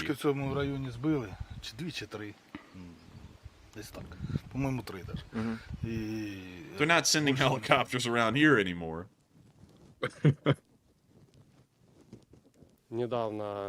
This guy, Matthew, needs a haircut. That hair is unkempt, uncleaned. No, I'm just kidding. It's a helmet. Anyways, there was a skirmish about a kilometer from here.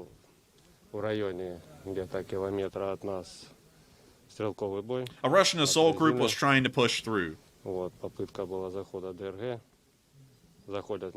They are probing our positions in small groups. This soldier, 63, goes by the name Granddad.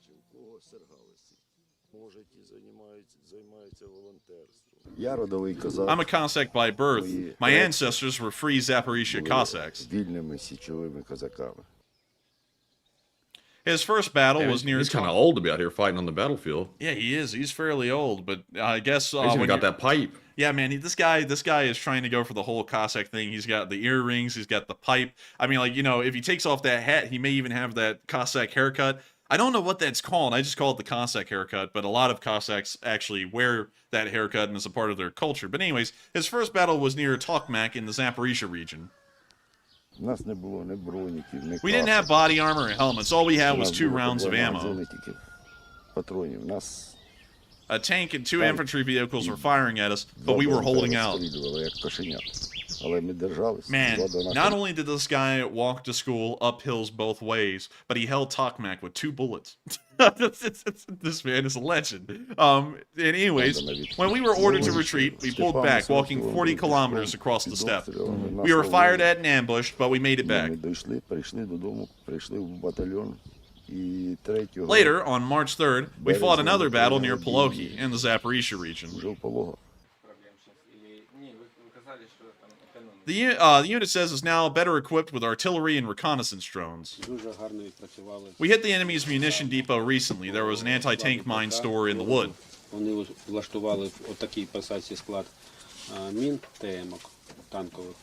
We hit the enemy's munition depot recently. The crater was huge. 100 square meters of woodland was razed to the ground. There's still a long way to victory. It hasn't finished with the last shot. I don't want my children and grandchildren waging another war in 10 years. Cossacks trace back to regions in Ukraine's east and southeast and Russia's southwest. Once a semi-nomadic people, they have fought in many wars through the centuries. And with that, that's the end of that video, but giving us a little bit of a look at the Zaporizhian Cossacks, or the descendants of the Zaporizhian Cossacks, that are continuing to hold the line in the oblast that holds the name of their group, the Zaporizhian Cossacks. And so with that, We're now going to be moving on from that little area of the front line. Really neat to see the folks who are defending those front lines in some places. And we're now going to be moving on down into Kherson, where we saw the Russians hit by the 406 artillery of the Ukrainian Navy. The Ukrainian Navy, of course, isn't really able to operate as a naval force in this war, and so some of the units have actually been converted into ground infantry units for the large part and retrained for that role. So while still under the command of the Navy, they are actually infantry now, and they're not naval infantry like Russian naval infantry, and they're not Marines either. They are truly just naval sailors that have ended up not having a ship and they're fighting on land. That actually has happened several times in history, but nonetheless, here's the clip. So we're going to be muting it, but we can see we had some lag, but we're back, and so we're going to be continuing this clip. We can see the Ukrainian naval infantry, or the Ukrainian Navy, firing their artillery pieces. And we see that right here. We now see them hitting a BTR-82, a 2A-65, another BTR-82, and that appears to be the same BTR-82. You can also see the same BTR-82 again, and that's seen on the clip.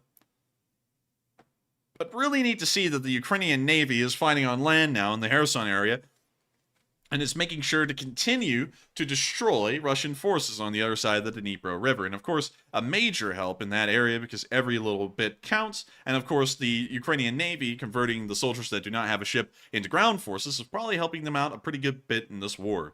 And so with that, we're now going to be moving all the way back into the port of Berdyansk, where we also saw that the port got blown up again. Many of y'all may remember when the sister ship of the Omsk supply ship was hit and sank at the moorings in this very harbor, and it appears that today something similar happened. Some kind of port explosion occurred, and here's the clip. We can see the mushroom cloud rising from the other side of the port. Not good for the Russians. And with that, we're now going to be moving on into our next clip, oh suka bled, where we can see another large port explosion. This one is actually the same one, but filmed at another angle. We can see him showing the mushroom cloud in the distance. It is considerably large in size, maybe showing that ammunition has been blown up or something similar. But I remember back in the day when the Omsk sister ship was sank at this very port, and all of the Russian naval ships in the area were weighing anchor and trying to set out from this harbor as fast as possible, and they were actually leaving massive lakes in the port and everything. Sadly, we don't know what was blown up here specifically, but something was critically damaged or supplies were lost in large numbers. We're now going to be moving on from the town of Berdyansk and all the way up to Kyiv now to listen to the speech from President Volodymyr Zelenskyy here on the 464th day of the war. I almost reverted all the way back to the day 100s. But without further ado, here is the speech. Speech! Бажаю здоров'я, шановні українці. Короткий звіт за цей день. Перше, провів ставку. Нагальні безпекові питання. Очевидна жорстка реакція на загибель людей в Києві через зачинене укриття. Є доручення про перевірку захисних споруд в Києві та по всій країні. Відповідальні міністр Камишин і Клименко. На жаль, і сьогодні, після усього, кияни знов і знов публікують інформацію про недоступність укриттів. Не просто про зачинені укриття, а про заварені входи в укриття. Про відсутність укриттів взагалі в деяких частинах міста. Такий рівень недбалості в місті не перекритий якимись там виправданнями. Обговорили на ставці і всі деталі стосовно нашої ППО, її подальшого розвитку, постачання та виробництва в Україні необхідних ракет. Український повітряний щит має бути забезпечено всім необхідним на постійній основі. Займаємось коаліцією патріотів та коаліцією сучасних винищувачів щодня, активно. Дуже уважно ситуація на передовій, у всіх тих точках, де зараз найжорсткіше. Не буду говорити про це детальніше. Дії нашої держави, активні дії наших воїнів скажуть те, що потрібно. І окремо провів нараду щодо підготовки нових наших бригад, тих, які від півночі до півдня нашої держави накопичують силу. Другий пункт за сьогодні. Провів переговори із президентом Естонії, який прибув в Київ. Передусім безпека, і це те, що стосується нашого захисту зараз, а також те, що стосується нашої безпеки довгостроково. Естонія принципово допомагає нам зброєю, технікою, підтримує наш рух в НАТО. Загалом розуміє, наскільки важливо, щоб ми саме зараз і саме на нашій українській землі здобули перемогу над рашизмом. Це важливо для кожного народу, який є сусідом держави-терориста. Впевнений, ми дамо цю безпеку, таку необхідну ми дамо Україні, всій Європі та вільному світу перемогу над російською агресією. Заслуговує уваги і те, що ми розвиваємо нашу співпрацю з Естонією і експортом рішень, наших цифрових рішень. Раніше саме з Естонії українці брали приклад у розвитку цифрових рішень. А зараз ми вийшли на такий рівень, коли вже на базі нашої української дії буде створено державний застосунок в Естонії. Те, що зручно і корисно для мільйонів українців, очевидно, буде зручним і корисним для інших народів. І це ще один компонент нашого лідерства, українського лідерства. Ми обговорили з паном президентом Естонії подальшу співпрацю, зокрема в цифровізації. І, до речі, зроблю такий анонс: Дія допоможе розвинути державні сервіси і у інших країнах, і не лише європейських, в Латинській Америці та Африці. Третє. За сьогодні з різних активностей цього дня, про що варто сказати. Провів кілька нарад тривалих і змістовних щодо формування нашої політики комплексної на перспективи. Того, що стосується подальшої трансформації держави, того, що стосується нашої участі в глобальних процесах. Як завжди, готуємо новини і рішення, які дадуть Україні та українцям ще більше міцності. Дякую усім, хто допомагає нашій державі. Слава усім нашим воїнам, кожному і кожній, хто зараз в бою заради України. Особливо хочу відзначити сьогодні 92-гу окрему механізовану бригаду. Усіх воїнів цієї бригади, які надзвичайно стійко захищають Сватівський напрямок та вдало відбивають ворожі атаки, рухаючись вперед. Дякую вам, воїни. Авдіївський напрямок. 110-та окрема механізована бригада, дякую вам, воїни, за вашу хоробрість та ваше уміння потужно знищувати окупантів. Молодці. Відзначу прикордонників, які з честю захищають державу на передовій, разом з усіма нашими силами оборони та безпеки. Львівський, Донецький, Житомирський прикордонні загони, які б'ються на фронті. Дякую вам. А також дякую бійцям Чернігівського прикордонного загону, які активно протидіють шахедам. Швидкість та влучність наших воїнів критично важливі. Дякую вам, воїни, за вашу швидкість і за вашу влучність. Підписав сьогодні укази про відзначення наших воїнів державними нагородами. 263 військовослужбовця Збройних сил України. Слава усім нашим героям! Слава Україні! And a very good speech by President Zelenskyy as well. Also, Slava Ukraini. And great to see that he's giving a lot of credit to the soldiers, border guards, and frontline forces that are helping to ensure that Ukraine is not continued to be pushed into by the Russian army. And speaking of pushing into and talking about a whole bunch of other stuff going on in the war and the units that are fighting in this war, Matthew's been throwing up some incredibly interesting questions that kind of pertains to those frontline forces directly. And so with that, what do we got, Matthew? All right, so moving into our final question segment, we're going to address our polls first as usual. And the very first poll says, today, Zelenskyy clarified that Ukraine must wait until after the war is over to join the NATO alliance. And what are your thoughts? 88% said good on him for clarifying, 5% said unsure, 4% said I'm indifferent to it, and 4% said he should have stuck to his guns. And I'm definitely with the 88%, good on him for clarifying, because I think it's very clear at this point that Ukraine cannot join while they're at war, or it would cause very bad consequences for the rest of the world, which could make the situation a lot worse than it already is. But Enforcer, what say you? It's kind of interesting to see that that poll is more unanimous than the poll about whether Ukraine should join while it's at war or not, because I think that poll was like 66% said no, they shouldn't, and now 88% of everyone, if I heard that number correctly, is saying it's a good thing that they said it's going to be after the war. It's very interesting to see that there was a difference in that poll like that. It almost reminds me, not to go through a rabbit hole or anything, but to tell you all an interesting rabbit hole. It's like those two polls right there are kind of like when I believe it was Aristotle was being convicted by a Athenian jury. It was hundreds of people involved in this jury. I believe it was around 500. And I'm trying to recount this story from years ago because I haven't looked at it recently. But the vote to find him guilty of the crime that he committed was actually fairly slim. It was like 270 to like 230 or something like that. It wasn't that great. But once he was found guilty, like 360 of them out of versus like 50 voted in favor of giving him the death penalty. And so while not a lot of people were convinced whether he was guilty or not, once they just kind of lightly found him guilty, all of them just said kill him, which is kind of interesting because that poll was almost the same as like, should they join NATO during a war? And only 60% of everyone was like, yeah, no, I don't think that's a smart idea. And once they say, we'll wait until after war, everyone pretty much jumps on the bandwagon. It's like, yeah, that's a good idea. Honestly, I'd have to agree, though.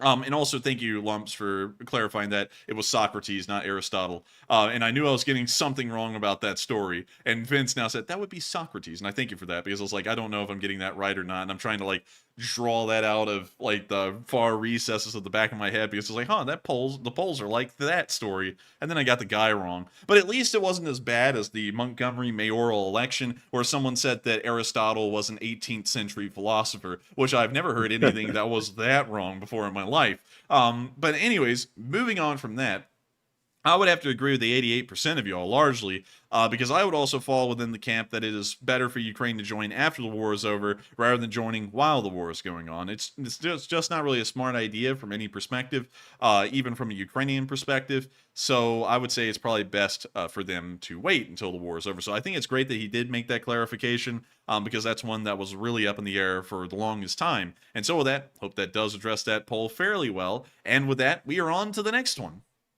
All right, and our second poll says, Ukraine tells civilians to turn off their outdoor webcams after Russia is suspected of exploiting them, and what are your thoughts? 88% also said, good idea, it's an OPSEC issue, 3% said unsure, 6% said, I see both the pros and the cons, and 2% said, bad idea, outsiders need to see the war.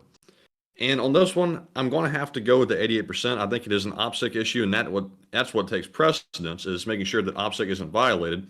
However, it's also somewhat of a bad thing, because the more that outsiders can't see how the war is actually progressing, the less they feel involved in it, and they might start feeling detached and lose interest.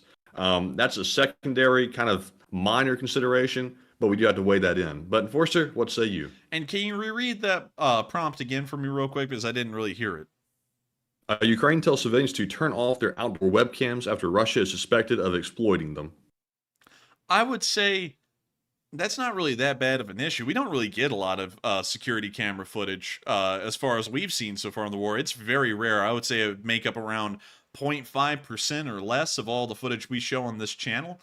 So I would actually say it wouldn't be that big of an issue for them to do that. It is a bit of a security issue, especially if you have the ones that are connected to a cloud software or something similar. People could just easily hack into them and look through them and maybe even see Ukrainian troop movements like a convoy passing by a particular house or something similar.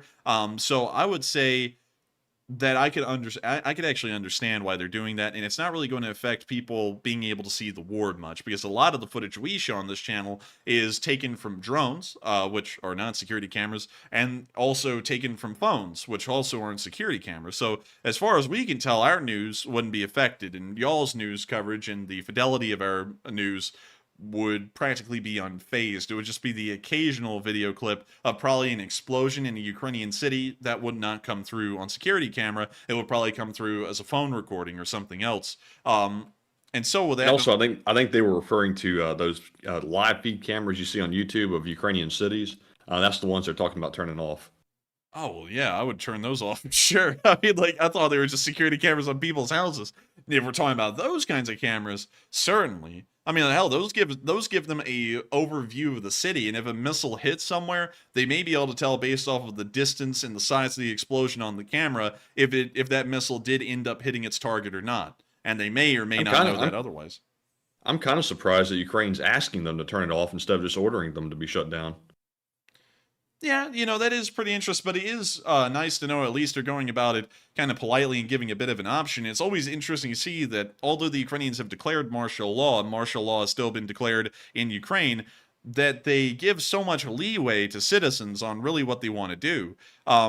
For the most part, like for example, asking citizens if they want to be evacuated or not instead of just telling them they're going to be evacuated.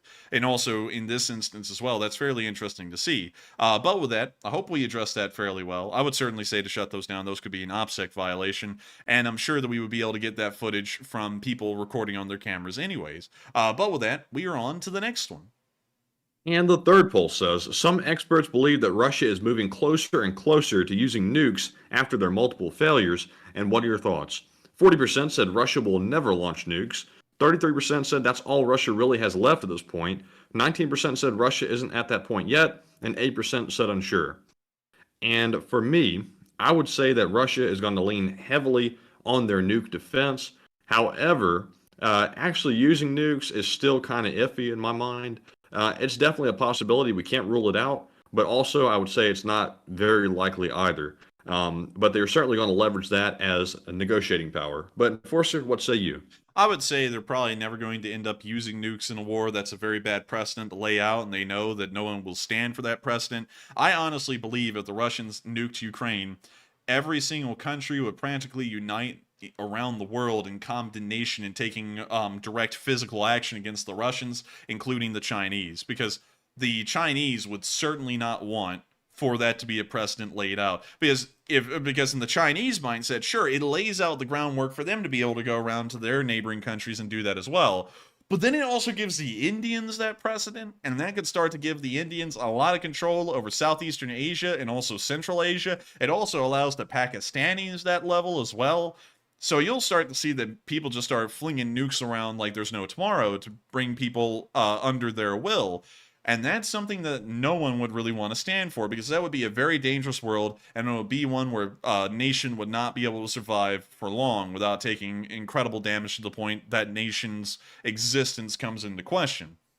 So I would say they're probably never going to use it for that reason. And also the Russians know that if they start to fling around nuclear weapons willy-nilly, the US, which has probably a larger amount of usable nukes instead of nukes on paper, may start to throw theirs around. It may start to throw them at the Russians in the future if things were to get incredibly bad.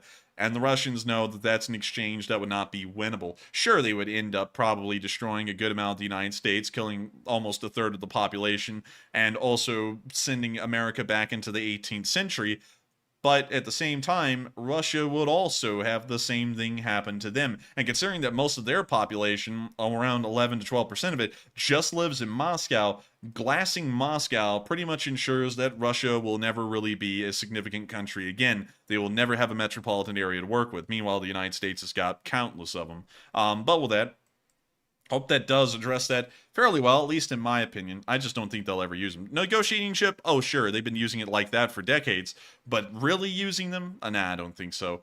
Because we've never seen them use it yet, and they've been saying for ever since the first month of the war, oh, the Russians are angry, they're going to nuke them, and then they never do. And it's because it's just a completely infeasible and impractical idea to really do that in practice. And so with that, It speaks volumes about what they feel about their ground forces, because if their first reaction is to say, we're going to nuke you to try to protect ourselves, instead of saying we'll send in our forces, which are highly renowned, to come in and put you down, that tells you how highly they think of their own military.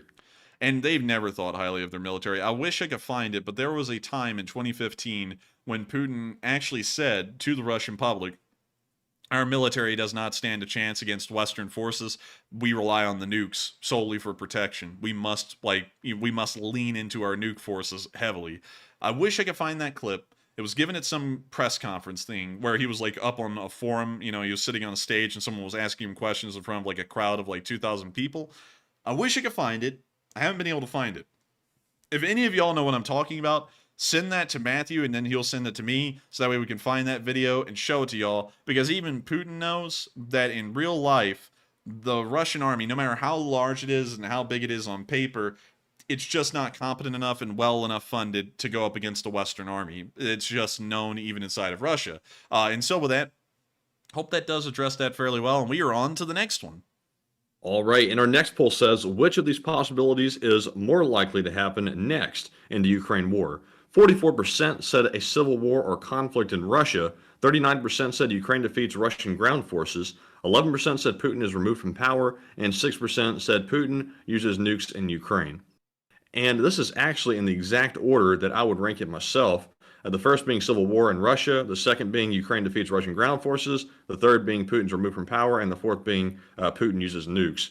So I agree with the exact ranking the way it is, and very nice. And Enforcer, what say you? Let's put this onto a tray. Nice.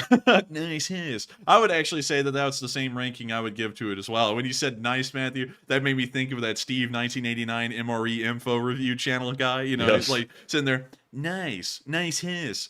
Dude, that guy makes some pretty good videos. I'm not going to lie. They're pretty interesting. But he really gets into like the flavors. He's almost describing this stuff like it's like gourmet food. He'll be like, let's see here. We have a condensed breadstick made of whole grain wheat. It appears to be grain Ugh. from whole grain. But it appears to be from the northeastern area of the United States. When we crack it here, nice crack. You know, it's like that. All right. All right. I didn't expect it to come out like that, but okay. But still, I would say that's probably the order I would go with as well.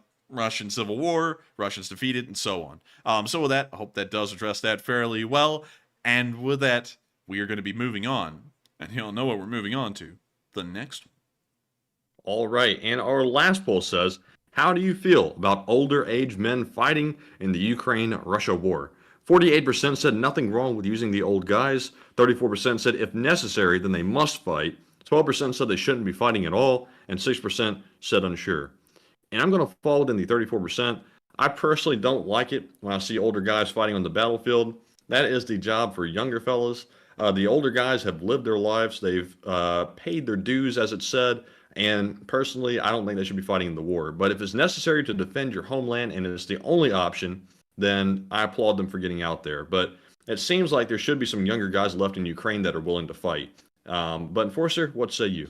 I say if they're willing volunteers that step forward to do that kind of activity, I think there's really nothing wrong with it. Because, you know, while they are old, sure, and while they're probably, well, they're certainly not as physically fit as younger citizens, at the same time, if they're willing to step forward and volunteer to be in that position, and from what we can understand, they weren't conscripted, they did volunteer, so it's not like Ukraine's running out of manpower, it's just that a 63-year-old guy volunteered and he's now there. I don't really see anything wrong with it. Now, if the Ukrainians were to start conscripting old men, I would see something wrong with that for sure. But as far as Ukraine allowing old volunteers to join and serve, I don't really see that much wrong with it, in my personal opinion. Because they want to serve, although they do also know that they are older and probably not as physically fit as the younger soldiers, I don't really see that much of a problem with it. And on top of that, Ukraine is dealing with a country that has a population that's 3 times larger than theirs, and so every little bit counts, even if they are a little bit older, well, far older than your average soldier would most likely be. But with that, I hope that does address that fairly well, at least in my opinion. And with that, we are on to the next one. All right, and that was our last poll, so we're moving back into our Super Chat questions. And up first, we have a very generous $100 donation from none other than BC Skyman. And thank you very much, BC, for that support. He says, we had an awesome fundraising night event tonight organized by Atlanta to Ukraine. The Enforcers channel are still one of the top fundraisers in the U.S. An awesome job, guys, and slava Ukraine. And thank you so much for the massive amount of support, BC Skyman, and of course, appreciating this channel enough to support us to help us keep this thing running. And that is really cool to hear that y'all had a amazing fundraiser in Atlanta to Ukraine. Let me pull that up real quick on my second screen. Atlanta to Ukraine. Let's see what they did. Atlanta to Ukraine. Do they have a counted number here? Let's see here. Trying to see how much they may have raised. Support. Do they give a number? I don't actually see a number on here. Dang, we can't It's really compare. cool that Atlanta has such a large Ukraine community over there. I didn't really know that. Yeah, that is pretty cool.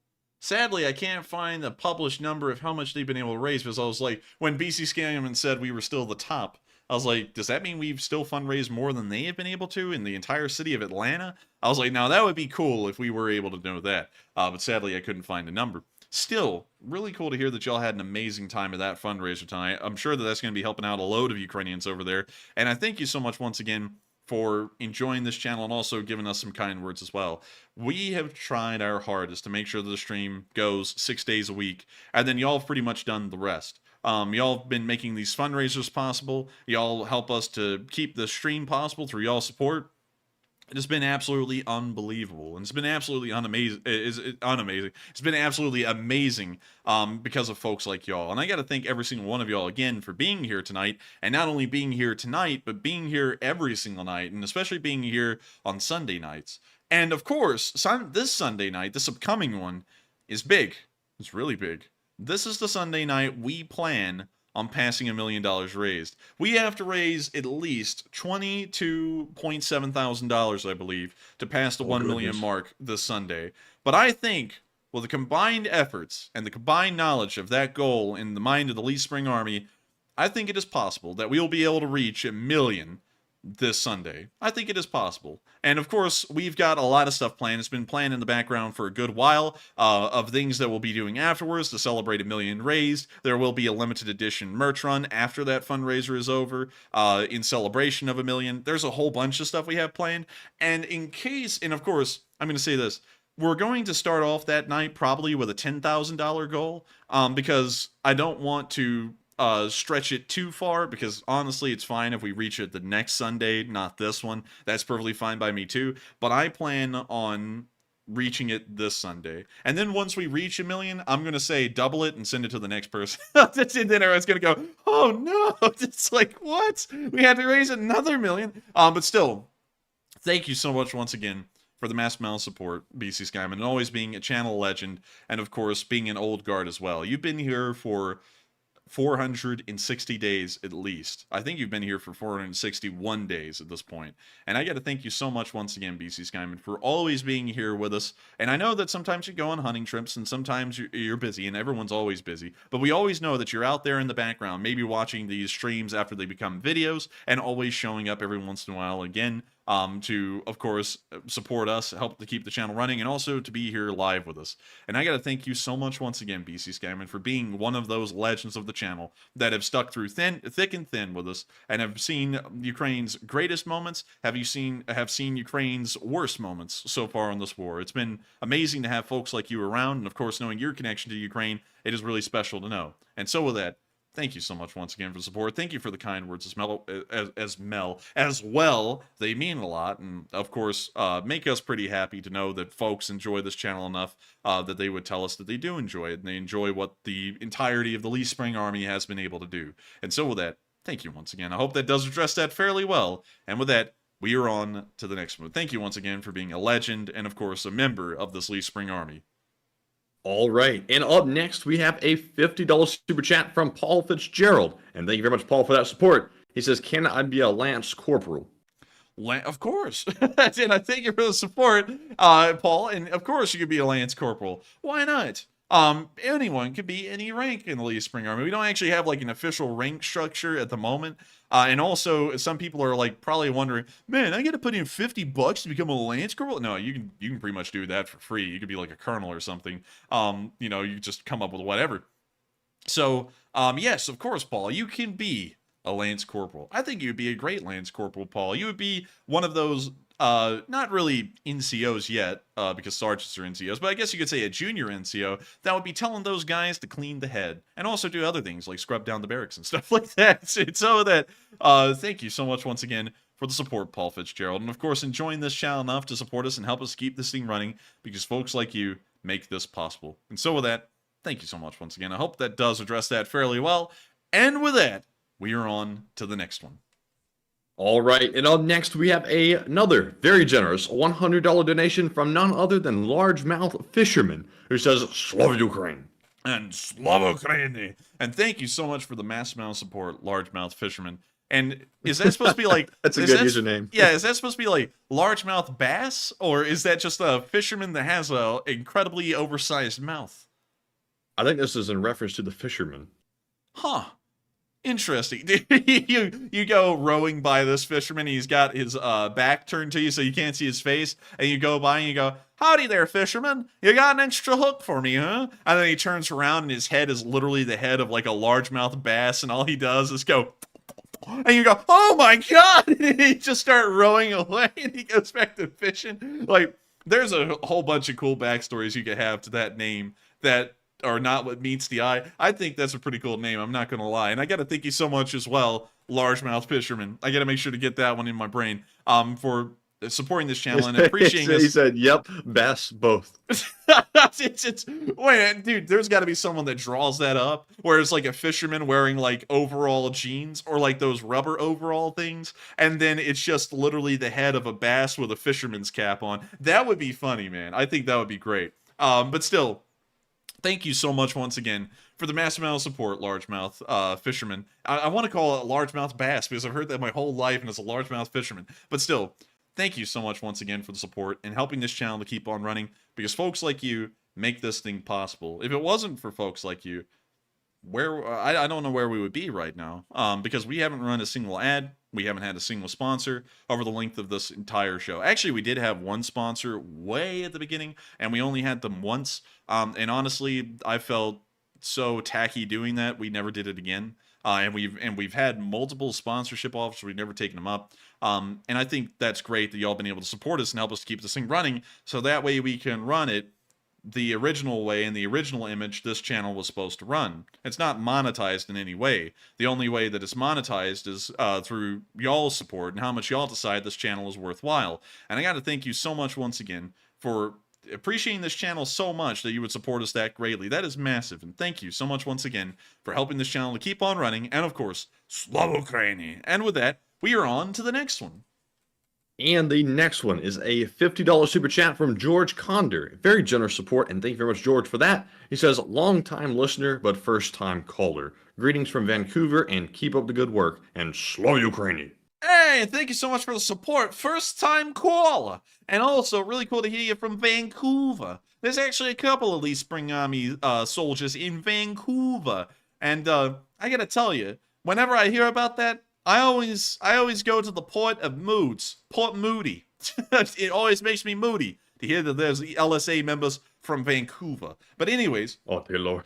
You know, every time I hear somebody say first-time caller, it makes me think of those C-SPAN like little mini clips of people calling in and saying foul words on the air. Oh man, dude, I love it whenever they were first-time callers too at one point.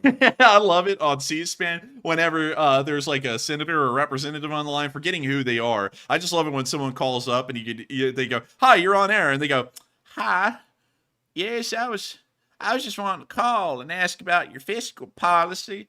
And I just wanted to ask why it's such a bitch move." They get them off the air immediately. They're like, all right, we don't have that here. It's always funny. I got to tell you, like, people don't realize it.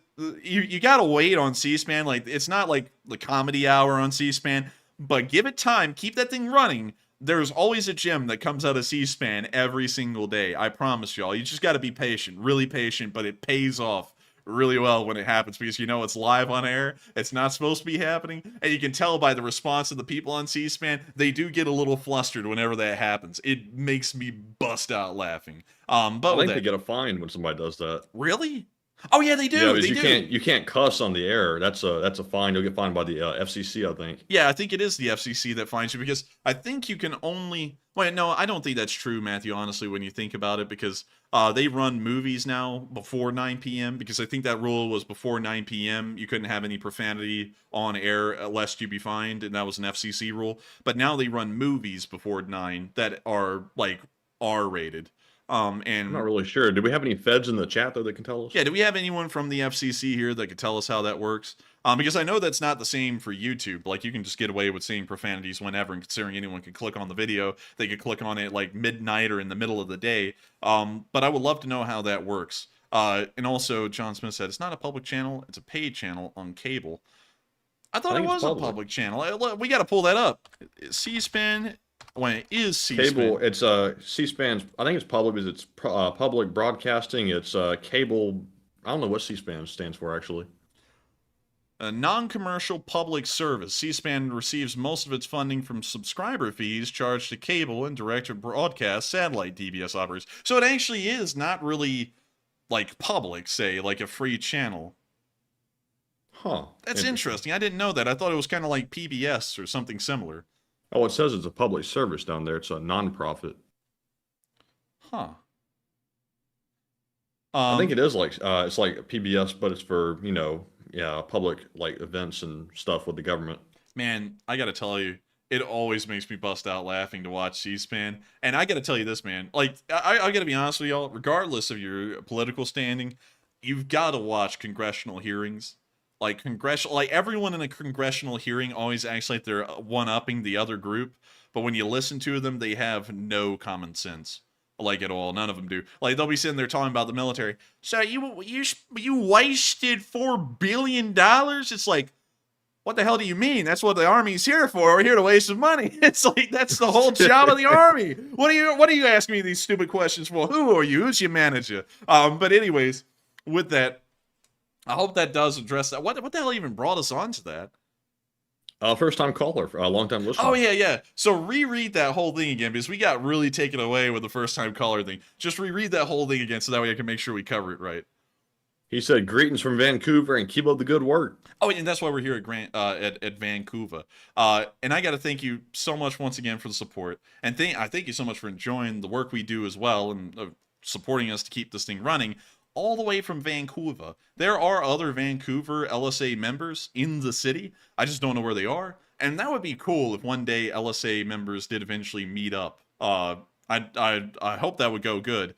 And also, thank you so much once again for the support and helping this channel to keep on running and being an Elite Spring Army soldier all the way from British Columbia. And so with that, we are on to the next one. And thank you so much once again for helping this channel to keep on running. All right, and up next we have a $25 super chat from Peter Fike, and thank you very much, Peter, for that support. Hey! He says shipping containers ship per container. So if enough LSA had stuff to send, what if we send a shipping container of stuff to Ukraine? Would have to deal with customs, but as long as we don't send guns, should be fine? Question mark. It probably would be, but the cost would probably be prohibitively expensive. And also somebody probably sneak something in there they're probably not supposed to send, to be totally honest. Yeah, you know, and then some people out there who don't really like us too much, they sit there and go, oh, let me slip in like a kilogram of marijuana into the shipment, knowing that other countries are probably not that receptive of marijuana and illicit drugs being inside of a shipping container, and then that comes back on us. So that would be a cool idea, but I think it would be prohibitively expensive, and also we wouldn't really be able to control what really ends up in there, because there would probably be so much stuff that we wouldn't really be able to look through it all. So that would be pretty scary for us. A cool idea, though. I like the idea. That would be a neat idea if it wasn't for the fact that there would be too many moving variables there where we could probably end up getting in some pretty serious trouble. And also, David, if we could trust the random people, though, that would be cool to have like a shipping container painted up with like LSA and the Enforcer logo on the side and put it on the side of one of those Maersk ships. That'd be pretty cool. Oh, don't! I'm not gonna lie. I would say that would be really cool. But you know as well as I, Matthew, over time we've learned that by and large, blindly trusting really anyone has not proven out to be good. That's been a bad idea. We started this channel, you know, believe it or not, we've actually had a huge evolution in this category. We started out this channel really trusting anyone because, you know, we were supporting Ukraine, you know, so I was like, anyone who supports Ukraine, I'm sure they're not going to sit there and do anything stupid. And then 2 mod schisms later, and then a whole bunch of other stuff, and then people just, you know, turning on us for really no reason. Like one day they just wake up and the cloud's floating in the wrong direction, so they blame us and then go around and scream that to the world. That has taught me not to really trust just everyone. So, you know, it's a cool idea. I would say that, Peter. But I honestly think it would be a little bit too dangerous to do, and it probably wouldn't end over well. We would probably end up on one of those videos from the Quickster channel where he's talking about, you wouldn't believe it, but a group of YouTubers and a community called the LSA tried to send illicit drugs to Ukraine. Here's their story. And I'd be like, oh no! I'd be like, my reputation is tarnished. But anyways, Thank you so much once again for support. I hope that does address that fairly well. And honestly, I kind of get a kick out of how many ways that could probably go wrong. But it's a cool idea nonetheless, though. And I think it would be really neat to have like a navy blue cargo container that has LSA on the side of it in white. That would be really neat. But with I can see it right now, the headlines. A 20-year-old and a 22-year-old arrested for trying to paint up a cargo container and shipping stuff to Ukraine.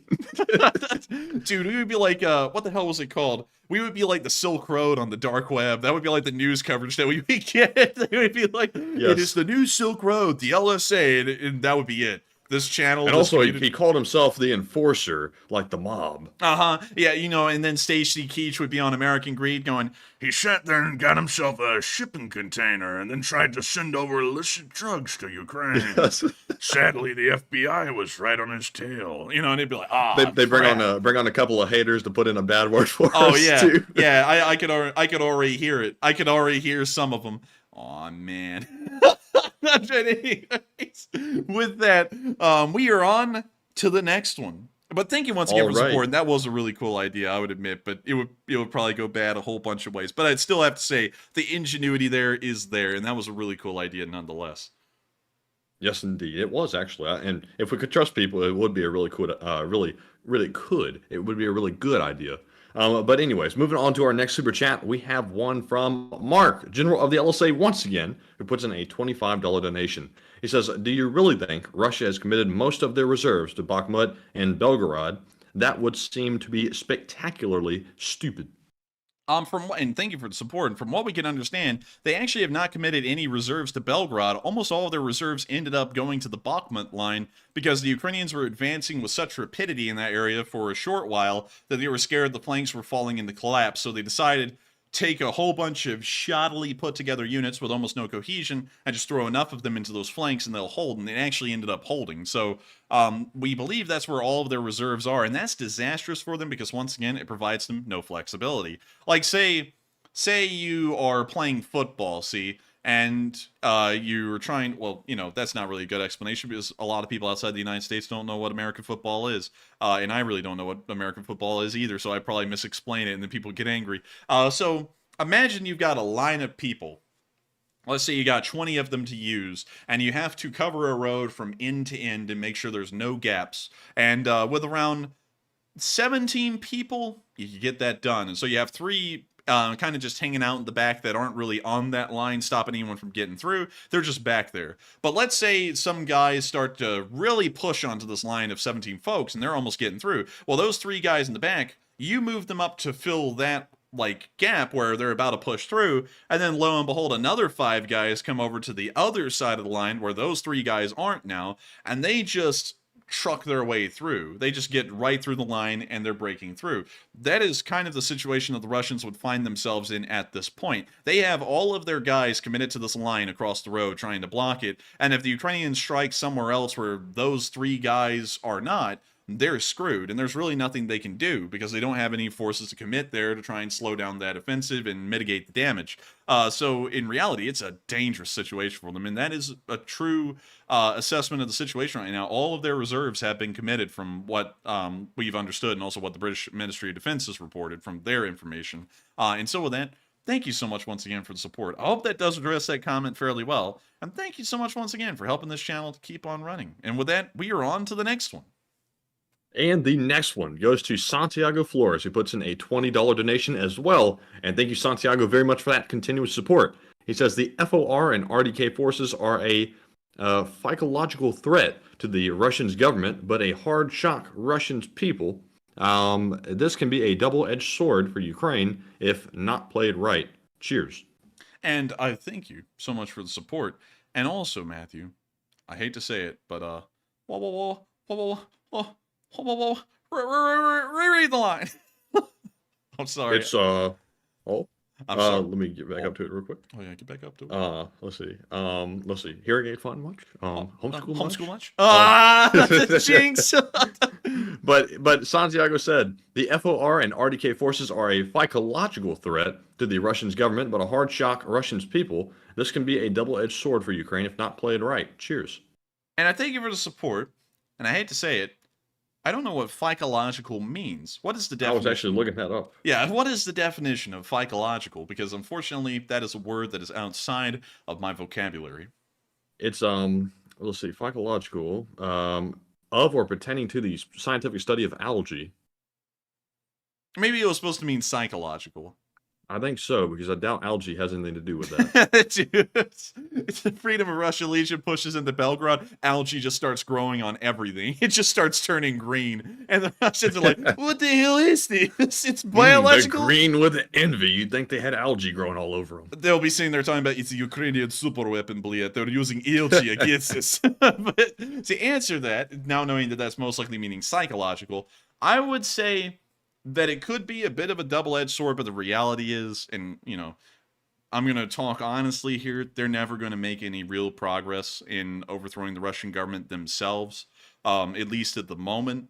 They're largely just being used. They, of course, have their own goals and intentions and things like that, and they're honorable intentions, at least as far as the Freedom of Russia Legion is concerned. You know, they're just talking about throwing out Putin, so everyone can back up that. The Russian Volunteer Corps, however, they're very political, so I do not address anything that they say. We're just going to, you know, just kind of skirt around that. But as far as they go, neither of them are going to be met with any success. There's just not enough of them. They're really just being used right now by the Ukrainian government to force the Russians' hand and have them relocate more forces to the border area, which will give them an easier time in Ukraine. It's not really the goal of actually seeing these groups become the leaders of Russia. They're more so pawns in a greater grand strategy game that are trying to secure their own goals. They are way too far out of reach. Everyone knows that, and it plays into the Ukrainians' hand in making sure that they'll be able to benefit from that action later on down the road in the war.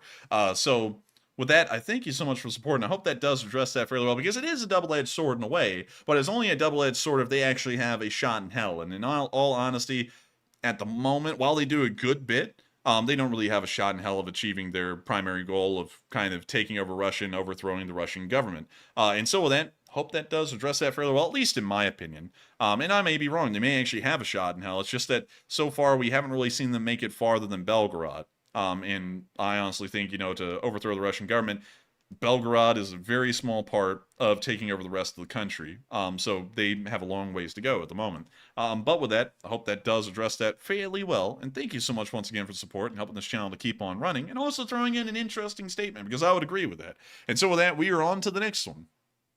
And the next one goes to Frank Smith. He puts in a 20. And thank you very much, Frank, for the support. Hey! He says, I love the show. And I thank you, Frank, for loving the show and appreciating it enough to support it. Folks like you make this channel possible. This channel is actually very special, in case y'all didn't know. There's not a lot of channels that run like ours out there. And, of course, this has made it quite unique. And it also makes it the point of ire for some folks out there. But no other channel out there runs ad-free, sponsor-free, and every other kind of free, and it just completely relies on viewer support. That is actually a very rare channel design, and especially in the Ukraine war world, I believe it is the only one of its kind that does that. Because I can't really think of any others. If y'all know of some that are ad-free, sponsor-free, and the only way they get supported is through super chats on stream, let me know, because I don't think I've seen any. But this channel is incredibly special, and folks like you are what help this channel to stay special. Y'all support us, and so y'all largely allow us to be able to say what we want, do what we want, and keep this channel running the unique way it has been since the start of the war. And, you know, when you think about that, that's something. We don't end up showing you Russian soldiers getting blown away and going through our commentary and then really trivializing the whole war by being sponsored by, like, nitric acid Coke or something like that. You know, we don't end up being sponsored by anyone. And on top of that, you don't have to see a Tide ad or something before you get on the stream either, or any of our videos. It's all completely free. And, you know, and of course, whenever I say that, because I was just thinking, I don't know if that comes off as us being like, hey, you know, it's all free, support us. The reason I say that is because folks who do support this channel, whether it be a lot or a few of them, y'all make that possible for everything we do to be ad-free and sponsor-free, and just to be about the war itself, and to make sure that this channel is as minimally monetized as possible. We're not like other channels out there that have member live chats where you have to be a member to live chat, or you get cool little stickers, or you get harassed to become a member, or you're trying to get some kind of a sponsor or something like that. We don't do any of that because y'all support us completely, and we would never do that anyways, because I honestly think it's tacky, especially with the kind of content we cover. I would rather see the channel die before we ever ran an ad or we ever had a sponsorship. That's my honest opinion. At least on this content. I could actually see us doing sponsorships on like gun review videos, because that's not pertaining to people's lives, you know, in a foreign war, and then using their lives to peddle some kind of a cheap product to y'all. I think that is pretty low, but you know, on gun review videos and stuff like that, I could see running ads and running sponsors and all that stuff, because you know, that is the normal world in that field, and it's not really like it's a serious topic. It's just some like review, kind of like how people review like food or something. But as far as the Ukraine war goes itself, folks like you enjoying the stream and appreciating it enough to support it, y'all make this thing possible. And I got to thank you so much once again for support and helping this channel to keep on running. And with that, we are going to be moving on to the next one. Also, Grim Reaper brought up something that is fairly interesting. Turning on ads actually does help us out in the algorithms, and it actually helps us to reach more people, because YouTube actually has an incentive at that point to push our show. YouTube also has a little bit of an incentive to push our streams anyways, because they do make 30% of every single super chat. So if you send in $10, they take about $3 of it. Sometimes, honestly, they take more than that. They take like $4 of it. But nonetheless, YouTube does make a decent bit of super chats, but they make far more off of ads. They make something like 45% of ad revenue on every single click. So they push it a lot more if we run ads. But I don't run ads anyways, because honestly, I would rather take a hit in viewership than once again sell out and run ads and make this thing incredibly commercialized like almost everyone else does, because then it feels tacky. And on top of that, I hate ads. I hate clicking on videos and having to watch an ad. And I know a lot of people are about to say, we have an ad blocker, it's okay. Still, to the people who don't have ad blockers, because I never had an ad blocker, I never even knew that existed until people told me about this while running this show, I don't want them to have to go through the suffering of having to watch 2 15-second long unskippable ads before a stream, multiple times during a stream, and then at the end of the stream. But that's just me. That's how I look at it. But I thank you so much once again for the support and helping this channel to keep on running, because folks like you make it possible for this channel to run the way it does. And I thank you so much for the kind words as well, because it does mean a lot to us, and it makes us pretty happy to know folks do enjoy it that much. And so with that, we are on to the next one. And thank you so much once again for helping this channel to keep on running. All right, and the next one goes to Vic H, who puts in a $20 donation. He says, remember, peace is not absence of war, it's absence of, I think I'm going to say, of Russia. And I thank you for the support, and I'd agree. Peace is something that you just can't sell away. That we learned that very easily in the Second World War, with all of the examples where we just gave away stuff for peace and then we still didn't get peace. I would say that peace is most likely going to be without the Russia we see today. So I would certainly agree with that 100%. And so with that, thank you once again for the support. I hope that does address that fairly well. And with that, we are on to the next one. And thank you once again for helping this channel to keep on running. Also, I see some people talking about specific YouTubers, and I'm not taking hits at YouTubers. I want to make that clear. I have my own premise of ethics that I go about when I run this channel, and when we decide how we get support and how we don't get support. And I don't have a problem with people, of course, making a living off of this thing, because obviously YouTube takes a lot of time, and being a YouTuber and knowing that Matthew and me both work a combined amount of about 100 hours a week, it is certainly not a job that you can just do for free like volunteer work. It is a full-time job, and one must be supported off of that. But at the same time, I have ethics as to how far that monetization can go, in my opinion. Because yeah, sure, we could take super chats and we could also run ads and sponsorships, and we could honestly be making a killing, but I don't think that's right, especially with how ads and sponsorships look on war content, in my opinion. Now, other people do that, and that's their thing. That's their decision. That's their moral route. I don't talk about other channels. I just talk about what I do here. But I always find it funny. Now, I will say this, though. I always find it funny when there's one particular person out there who really just digs into us for the support we get on Super Chats, and then they get, like, no support on Super Chats, and then they're trying to vie for sponsorships, and they're also trying to run ads and have memberships on everything. It's like, well, what the hell are you talking about us monetizing our stuff for when every single place you look, you're begging for money? You know, that's just me. And, you know, of course, not calling anyone out in particular, but it's always interesting to hear that kind of stuff and then go, well, what the hell? Anyways, with that, I hope that does address that fairly well, at least in my opinion, not calling anyone out or doing anything like that. I'm just talking about my personal opinion on how a YouTube channel covering this kind of sensitive topic should be monetized and how it shouldn't be. And that's how we run ours. Everyone else can do whatever they want. But with that, we are on to the next one. All right, and the next one goes to Steven Safruk, who puts in a $20 donation. And thank you very much, Steven, for that support. And he says, thanks, guys, and he puts in 2 thumbs up. And thank you so much for the support, and thank you for enjoying this channel and helping us keep this thing running. That is a very, that was a very short message. It's just thanks, guys, 2 thumbs up. But I still thank you nonetheless, and it means a lot to us that folks like you enjoy this channel and help it to keep on running. And so with that, thank you once again. I hope that does address that at least the best it can. And with that, we are on to the next one. All right, and the next one goes to JC Atkins, who puts in a $10 donation. And he says, take a question from the live chat, and gentlemen, from your favorite LSA Navy NCO. You two do indeed rock. And thank you, JC, very much for the kind words as well. And thank you so much for the support, JC, and helping this channel to keep on running. Because folks like you do make it possible. And I got to thank you so much once again for enjoying this channel. And also, we'd love to hear from one of our favorite LSN OG Ellison Bosuns. Where's Walter? That's it. But anyways, thank you so much once again for the support, JC. I hope that does address that fairly well. And great to hear that we have a representative of the Lee Spring Navy in here with us tonight. And so with that, thank you once again for the support. I hope that does address that fairly well. And also, I saw someone say, I don't think I heard the specific person you're kind of indirectly referencing there begging for money. No, they don't verbally say it, but when you have, yeah, they don't verbally say it, but when you have a million pop-ups popping up asking you, do you want a membership, support us here, you know, this and that and this, that's begging for money. Like nothing on this channel when you click on it begs for you to give us money. Nothing. There's a little super chat button on the live chat, and it doesn't scream anything. It just sits down there and does its thing.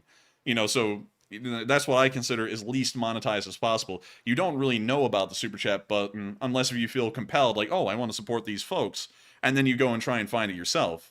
You know, or you see a super chat come in and you go, oh, how did they do that? That's really the only way this channel's monetized. We don't go out of our way to just run ads and sponsors and a million other things on this stuff, because I honestly feel like that's tacky, and I feel like that's trying to milk the war. And so that's... Well, I mean, I will be fair. I do have a banner up right now that says questions. Please send them to @EnforcerMatt, or you can send a super chat to support the channel. Well, yeah, but I mean, like, that's not like begging. You know, that's just like giving the options. It's like, you know, sending a live chat or sending a super chat. That's it. You know, it's not sitting there like the membership thing does, where it literally like glasses over your whole screen with a pop-up window that says, you want a membership to this channel? You know, it's like, that is annoying. Like, that is just so annoying. But anyways, with that, we are on to the next one. All right, and JC did ask for a live chat question, so it's going to go to David Arguget, who says, do you think that the fact that the drone has lithium batteries could have raised the shipping price and induced some reluctance in the carrier? Maybe. But I don't really know for sure, because the drone was sent to us probably through an airplane, which this thing will be traveling over on, and its shipping couldn't have been that high because the drone was relatively cheap. There wasn't really a massive markup on it over its actual cost. So but then again, it was a domestic shipment from inside the United States to another part of the U.S., so that may have been a factor in that, and that may have been why it was so expensive in shipping it over to Poland. Nonetheless, though, whatever it was with that drone, if you're sending one of those over to Ukraine, just be aware the shipping costs are going to be incredibly expensive, so make sure to factor that into the budget if any of y'all ever get the inclination or know anyone who wants a drone. But with that, I hope that does address that fairly well, and thank you once again for helping this channel to keep on running. And with that, we're on to the next one. And the next one goes to Chase Matty, who puts in a $10 donation. And thank you very much, Chase, for that support. He says, Enforcer is great, but I love the balance and interaction that Enforcer Matt adds to the show. And good work. Live chat question, please. And full disclosure, I did not pay him or induce him to say that. It sounds like an endorsement. But thank you very much, Chase Matty, for the kind words. I think that between the both of us, we do balance out pretty well. The Enforcer is very outgoing. I'm a little bit more reserved, but at the same time, I like to talk less and say a little bit of analysis and things here and there. But we each have our strengths and weaknesses. But thank you very much for the kind words. But Enforcer, what say you? And I got to thank you for the kind words as well, Chase Matty. And I'd have to agree, Matthew certainly does add a balance to this channel that otherwise wouldn't be here. Of course, us being brothers makes it a lot more dynamic than it would be just to have two random people on here. But I got to be honest, we've had two co-hosts on this channel. We've had him, Matthew, and we also had a prior co-host, which will not be named because they were actually a part of the first Great Schism. After they got replaced by Matthew because they decided to take a 1-week vacation, and so I had to get someone to be a co-host, and so it was Matthew, and then Matthew wanted to stay around permanently, and I was like, okay, that's fine, you know, because I know you have no life like me, and we will never take holidays, we'll just do this thing non-stop. So the other guy got offended, I suppose, at that point, although he was treating it like it was nothing at that point, and was also telling me I might have to find another co-host, and then when I found one that was going to be permanent, then he acted like his feelings were hurt by that. But anyways, out of the two co-hosts that have been on this channel, Matthew has been around, of course, the longest. The other guy was only around for, like, I think 20-something days. And Matthew is the best one of the two by far, by a million miles. Hey, he does great stuff, because while he's a great dynamic co-host on the stream, he also does a lot behind the scenes. He runs the Banhammer. He took that over from me when he came onto the stream, and he's excelled at the Banhammer. I think that's great.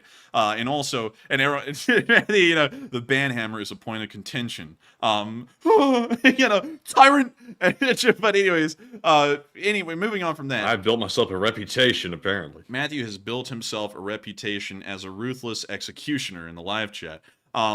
But it also keeps everything clean in a live chat, and we don't have people down there like we've seen on other channels talking about horses, you know, nether regions and weird things like that. You know, so got to thank Matthew for taking over that for nearly 430 days at this point. He's done an amazing job. Not only that, Matthew is a great dynamic member on the stream, a great co-host, because sometimes we butt heads on things, and we discuss that on stream, and it allows for the ideas to be further fleshed out, and I think that's great. Also, I see Matthew putting Cult of Matt in the live stream chat. Matthew is trying to cultivate that cult, but still, Matthew is great. That's the trigger word. That's to go ahead and sound off. But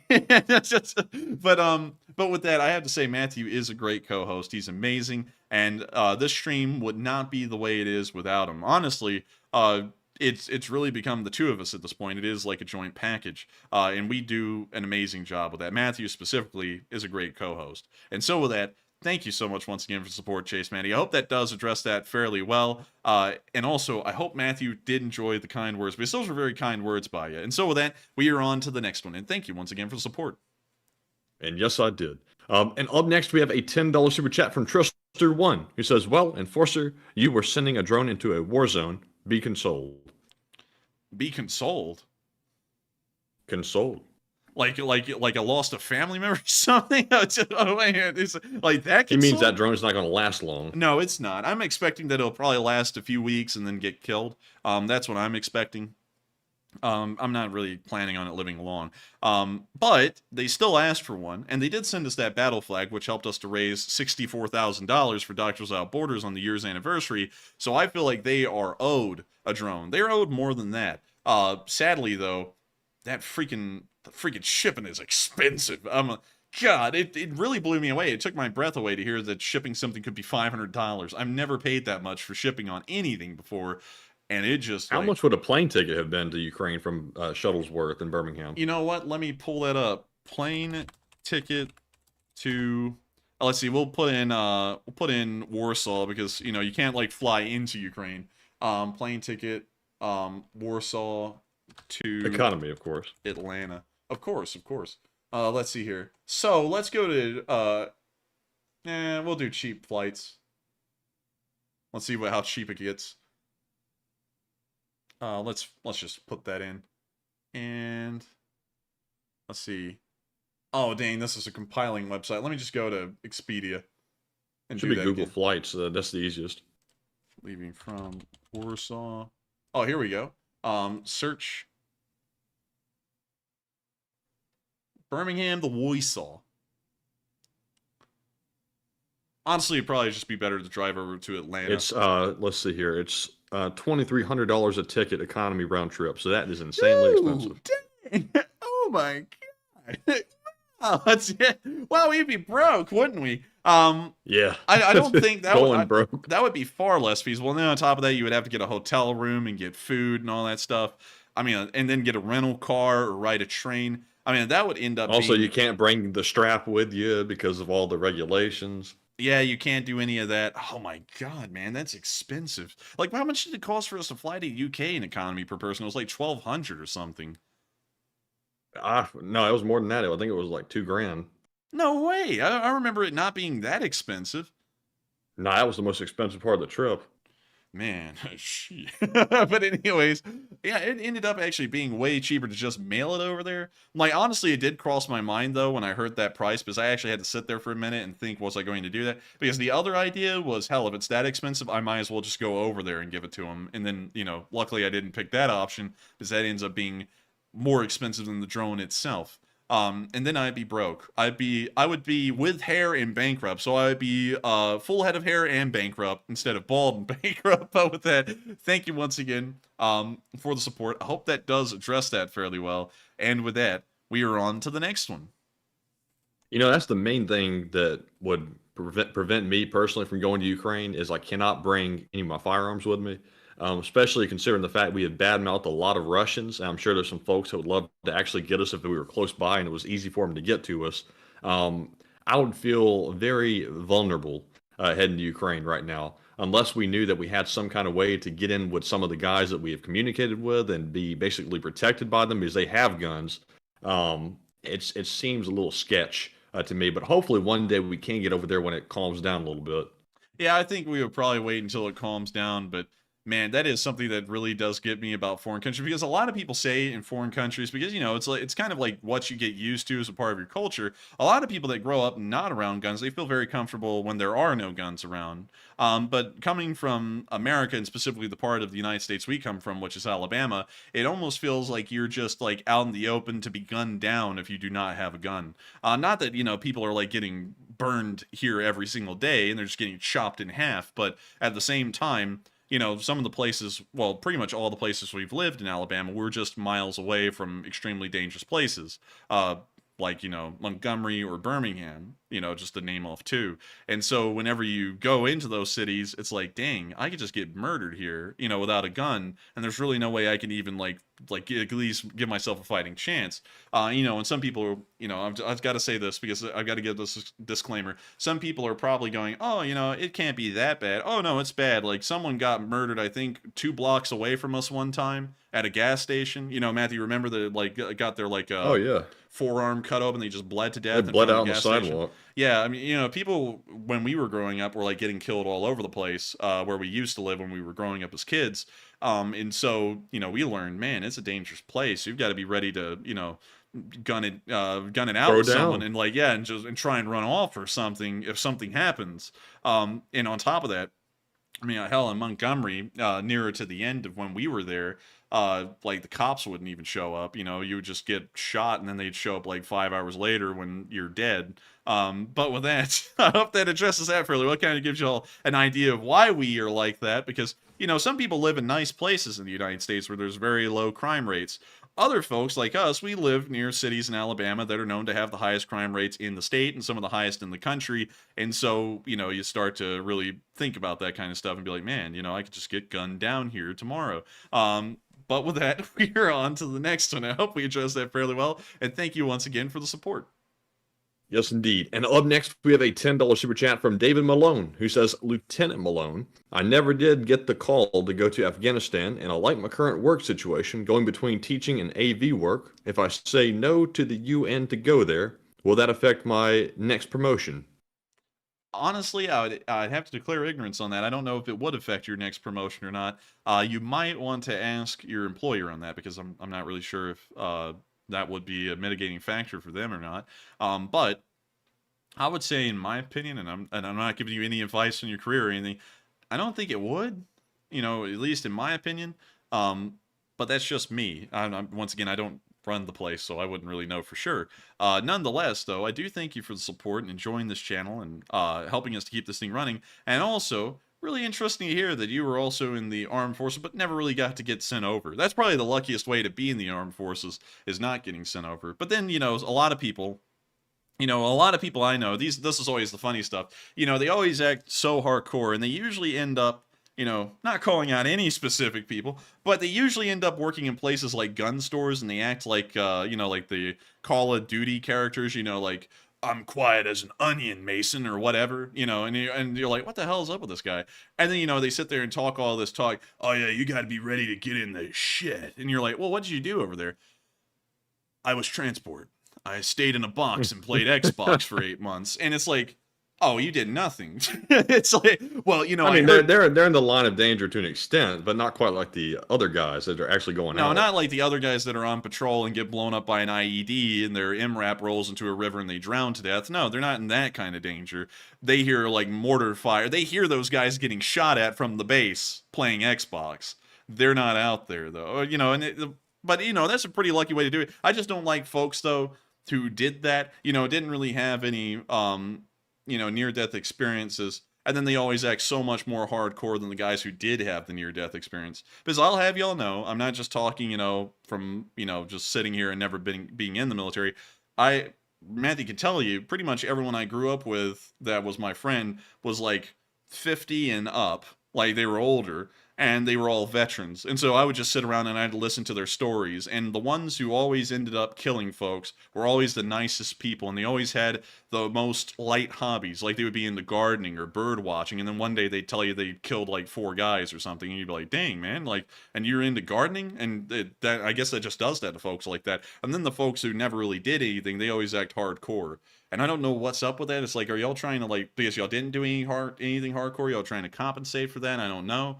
Because always the veterans who really did stuff and really, you know, killed people or in bad situations and have bad PTSD, they're usually some of the nicest folks you ever met. You would have never even known they were in the military if you just were passing by them on a random day.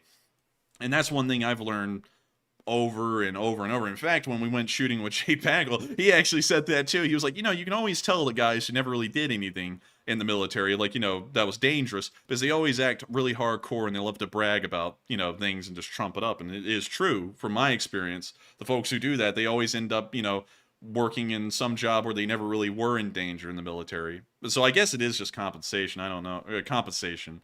I don't really know. But with that, I hope that does address that fairly well. And also, Highland Tough said transportation was getting shit up so bad they had to bring back gun trucks. In Vietnam, that is one story, though. Those transport guys, the logisticians in Vietnam, were getting messed up bad. And also sometimes in other places they were, too.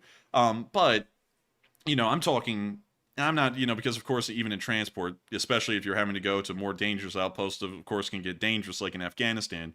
You know, we knew one guy who was up in the mountains in Kamdesh, and he said that practically no supplies ever went up there, even by helicopter, because it was just too dangerous for anything to get up there.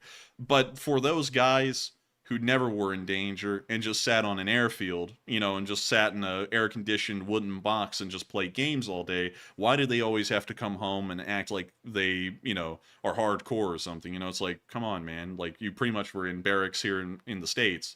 But with that, I hope that does address that fairly well. And once again, that's just my opinion, not disparaging anyone or anything. But I don't know why they have to act like that. So just act like a nice person. Just be a nice folk. You don't have to act like you're compensating for something. Just be polite or something, you know? But with that, we're on to the next one. All right, and up next we have a $100 super chat yet again from Largemouth Fisherman. Holy and thank you very much for that very generous support for the second time of the night. Very generous of you. He says, hopefully, Pooty reads this and bans me from Russia. And thank you so much once again for the support, Largemouth Fisherman. And that dude, he's you pass by him again. Hey man, are you okay? Have you fixed the whole fish head thing? And then he turns around again and it's just a bass looking, and you go, and it goes, you know, it makes like that fish mouth smacking sound. You know, you start rowing away from it again. But hopefully he does read that. And he bans you from Russia. I would hope he would. Russia isn't really that nice of a place to visit unless you're like in the center of Moscow or the center of St. Petersburg. Beyond that, it's a pretty rough place. But still, with that, thank you so much once again for the massive amount of support and helping this channel to keep on running. And with that, I hope we address that fairly well. And thank you so much once again for the support. And maybe he will. Who knows? And sometimes we have some guests we never expect. But with that, we are on to the next one. And thank you once again for helping this channel to keep on running. Yes, indeed. And up next, we have a $10 super chat from KG, who says, if Russia uses tactical nukes on the battlefield, you can expect much more weapons and commitment to long-range weapons to Ukraine. If they use against civilians, you can expect the end of Russia's military. I would say if we saw the Russians using a nuke at all, I think we could expect World War III coming soon. I don't think there's any doubt about it. The United States did lay out a red line, and we're usually not one to back off of a red line. We usually push the boundary, and we say nuclear, biological, and chemical weapons will lead to direct U.S. military involvement. And going off of that, and knowing that that is our red line, I would say it is probably likely that if they nuked them at all, we would probably get involved pretty quickly.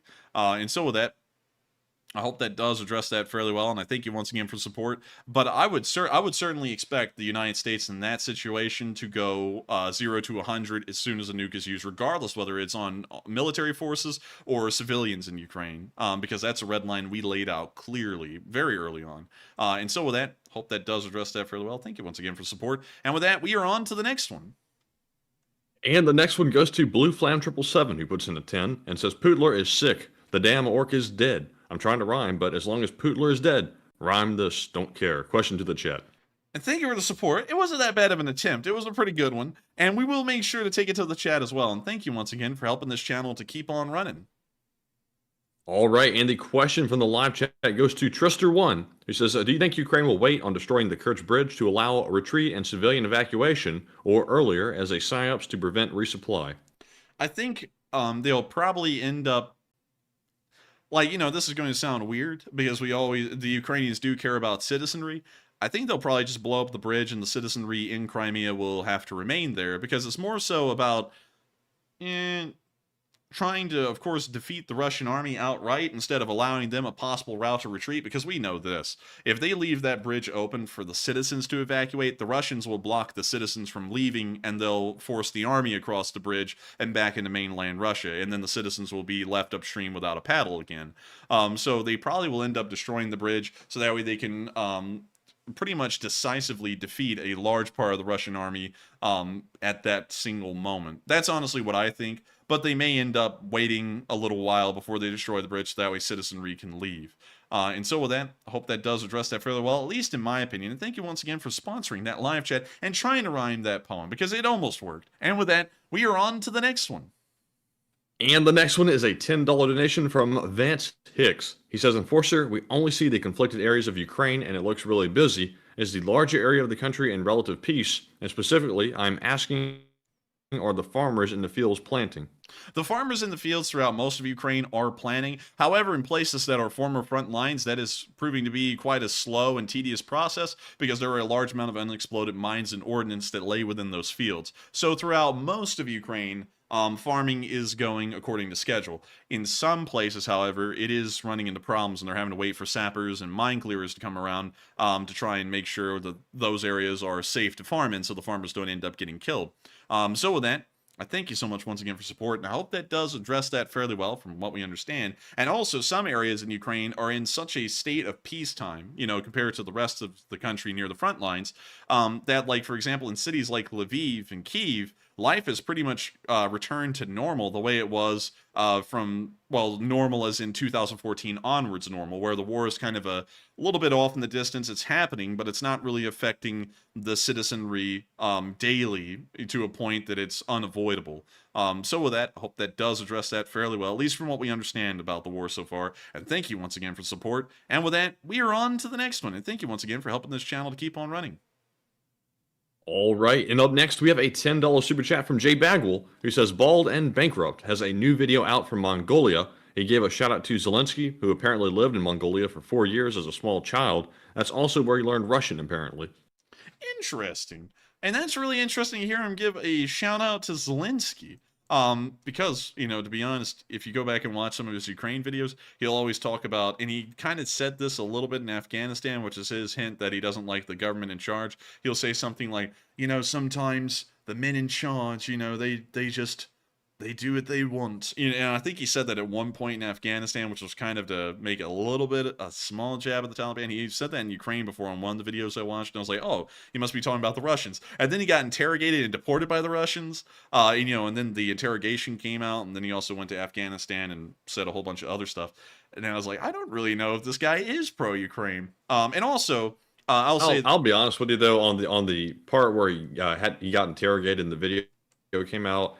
I honestly cannot fault him for that, because if you were in that position, if you say anything that supports Ukraine, they were going to lock that guy up and do him basically like they're doing the other political prisoners. I want to be clear on that. I'm not chastising him for that, because obviously the goal is to get out of there. It's not to go to jail just, you know, because you support Ukraine, say whatever you need and then leave. But the thing is, though, is that when he got deported from Russia, he then went to Afghanistan, and then he started to deride countries like the UK and the US that were in Afghanistan, even when the Taliban wasn't within earshot. And, you know, obviously a lot of them also cannot understand English anyways, because, you know, there wasn't really proper education in Afghanistan, and, you know, they think the West is terrible, so why in the world would a lot of them learn English?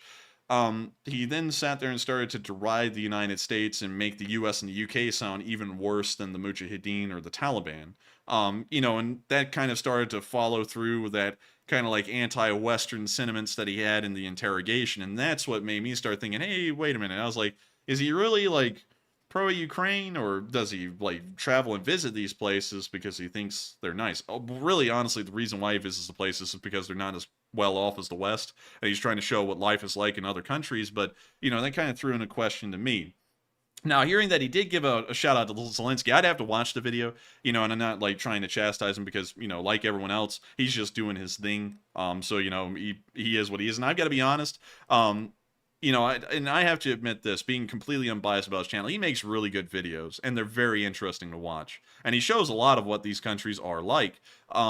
But as far as the Ukraine thing goes, you know, there's a war going on, and, you know, it's like, it's not really, like, good to go against the grain. But anyways, if he did give a shout-out, that would be pretty neat. And I do recall that Zelenskyy did live in Mongolia for a while. I remember watching a documentary about him way early on in the war, but I forgot where he lived. Because I don't think it was Ulaanbaatar, which is the capital of Mongolia. I think it was a smaller town somewhere else in Mongolia, but I don't really remember correctly. But that's still really interesting to hear, and I thank you so much once again for the support and helping this channel to keep on running, Jay. And also, thank you so much once again, because the last thing we did with you was went and shot guns, and I thank you so much for that once again, because it's really cool to shoot some of the guns we only see really on like YouTube or on TV. And so with that, hope that does address that fairly well. And thank you once again for support and sharing that little tidbit of info with us. I'll probably go and watch that video and take a look at it. And also, I saw Mark Cronin say, Bald ain't a bad guy. He's not that bad of a guy. I mean, I don't know. Maybe he just said some stuff in Afghanistan that was a little off key, maybe. You know, and of course he said the stuff in the interrogation. I don't know. Maybe I misinterpreted. I'll go and look at it though, because I don't like to, you know, sit there and say stuff that may be untrue about someone. And he does make great videos. I don't think anyone can deny that. They're really good, interesting videos. So I'll make sure to go and check them out and see if, you know, maybe I misinterpreted that stuff and started putting together pieces that weren't really there back in the day. But with that, hope that does address that once again fairly well. And thank you once again for support, Jay. And with that, we are on to the next one. All right, and the next one goes to Telmed, who puts in a $10 donation and says, due to the fortified line since 2014, what are the chances of Ukraine attacking Luhansk from the north through Russia? The chances of Ukraine attacking Luhansk through Russia is probably pretty slim. I would say it would be more opportune for the Ukrainians to push through this quieter and most likely weaker northeastern area and off the eastern shelf, which is around this area right here in front of Svatove, and then towards Starobilsk, which will give them a clear avenue straight down into the area of Luhansk, because these defensive fortifications have been abandoned for a while and are most likely in a great state of disrepair, meaning that the Russians will just have to fight in improvised impromptu defensive positions the entire way to Luhansk. So I would say they wouldn't really push in from Russia back into Ukraine. They would probably just push through the occupied territory in the northeast and kind of conduct a sweeping motion from west to east and then south towards Luhansk. That would be my opinion, but they may also do that as well. Who knows? But with that, thank you once again for support. I hope that does address that fairly well. And with that, we are on to the next one. And also, is your Discord doing anything funky where you hear like message incoming sounds and there's no messages coming in? No, because I have streaming mode on, so I hear no notifications whatsoever. Oh, mine's over here going bonkers with message notifications, but I don't see any messages coming in. It's kind of odd. But anyways, there it goes again, still doing it. But up next, we have a $10 donation from Keta Creek, who says, chipping in for shipping and LSA. Hey, thank you so much for the support and helping this channel to keep on running. And thank you for chipping in for shipping. We, of course, greatly appreciate that. And thank you so much once again for the support and helping this channel to keep on running, because folks like you make it possible. And so with that, I hope we addressed that fairly well. And we are on to the next one. And the next one goes to Tom Exman, who puts in a $10 donation and says, any chance you guys can go live this Sunday for the $1 million fundraiser? I think that's actually going to be our plan on Sunday, is to do a live podcasting. It's going to be at the normal time at 10 p.m. Eastern time. So I think that's probably what we're going to end up doing, because that was wildly successful when we ran the last one. We ended up raising $64,000 on a stream format like that. So I think we'll try and do that again, and hopefully everything's still working. And so with that, I hope that does address that fairly well. And I thank you so much once again for the support. And with that, we are on to the next one. And up next, we have another $10 super chat from Keta Creek, and thank you very much for that continued support. They said, Enforcer and Enforcer Matt, someday after this war is over and you guys enter politics, are you going to found the LSP? The LSP?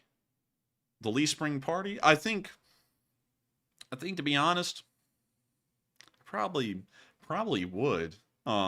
Because, you know, I got going to be a third-party candidate, are you? Oh, man, that's a wasted vote right there. But, probably so. Probably. Man, we're going to be wasting so many people's votes. It's going to be unbelievable. Might as well just throw them in a giant fire. But I would say, to be honest with you, if that was within the realm of possibility where I could pretty much create my own party that had its own mix of political ideas, I'd probably go with that. You know, not, of course, getting into politics. I'm not going to get into the policies that we would have, but, you know, just to put it out there kind of a little bit, the really easiest way to explain how we're able to keep this stream politically neutral is because I'm not really a big fan of either side. You know, just to put that out there a little bit. Not really a big fan of either side, so it's fairly easy for me to keep politically neutral because I don't really agree with one side or the other on everything or really anything. So it makes it very easy for me to just sit here and be politically neutral because, you know, my viewpoints are largely just neutral in a mix of really anything and everything that I think makes sense. So, yeah, that would probably be the most beneficial thing to do, is just to create the Lee Spring Party, because, you know, if I could form a party based off of what I think and if people like that or not, I think that'd be pretty good.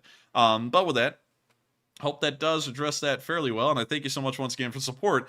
And with that, we are on to the next one. All right. And up next, we have an $8 super chat from Abigail Sparks, who says, as well as a stamp fund, an LSA member in Port Moody. Hey! And thank you so much once again for support all the way from Port Moody, which you were talking about earlier, near Vancouver. And I got to tell you, man, you know, I got to tell you, man, I'm telling you, I'm trying to come up with a joke on one of the town names here. I'm running out of ideas. You know what? We're going to forget that. We're just going to go to Port Moody. Port Moody at Rocky Point Park and Yellow Dog Brewing Company. Put that thing down like Old Yellow because these pints are delicious. But still, with that, I thank you so much once again for the support and helping this channel to keep on running. And really cool to hear that we actually had someone watching from Port Moody tonight, because we were just joking about the name of that a little while ago. And so with that, thank you so much once again. I hope we addressed that fairly well. And with that, we are on to the next one. And the next one goes to Margaret Hemsley, who puts in a 5 and says, for whatever you can find that's stronger than the coffee fund, they're a way of getting the English words up for the Ukrainian anthem, ? Can you reread that one again? Yes. They said, for the whatever you can find that's stronger than coffee fund, and is there a way of getting the English words for the Ukrainian anthem? I wish we could. I wish we could. And I thank you for the support. I hate to tell you, we used to have the English words. But Speed Break left. And he was the one who did it. Where'd he go? And I don't know where Speed Break ended up going. But he was the one who originally did the English translation on that anthem. And he hasn't returned. And so I would ask him to do it again. But he's not around. And also, as far as the other part of that question goes, and I'm trying to remember it here because I'm running on empty. I'm running blank. Oh yeah, stronger than coffee. Running on empty, food review. Running on empty, food review. I would say that. Well, let me think. I'm trying to think here. I would say that if we got any stronger than the coffee I'm drinking right now, we would pretty much be in the realm of like drugs. Because like nitro cold brew is like the highest caffeine volume I think you can get in like anything except for Red Bull maybe. But I think Red Bull honestly is like on the same level as cold brew. Less. Oh, it's less? Yeah, cold brew is the strongest caffeine I think you can get in a cup of coffee. Yeah, so I mean, like, if we were going beyond something stronger than the coffee I'm drinking right now, we would be like into the powdery sugar substance that is highly illegal. Thank you for the support. Aspartame. Yeah, sugar, flour, that Colombian snow. I mean, like when that guy comes driving around, Matthew, all the kids get put out for a snow day, and it's not snowing snow, if you know what I mean. But anyway, so thank you so much once again for the support. I hope that does address that fairly well. And with that, we are on to the next one. And the next one goes to Terrence Custer, who puts in a 5 and says, you don't see Zelenskyy and Kyiv Mayor Klitschko together, and now with the closed bomb shelter, what's up between them?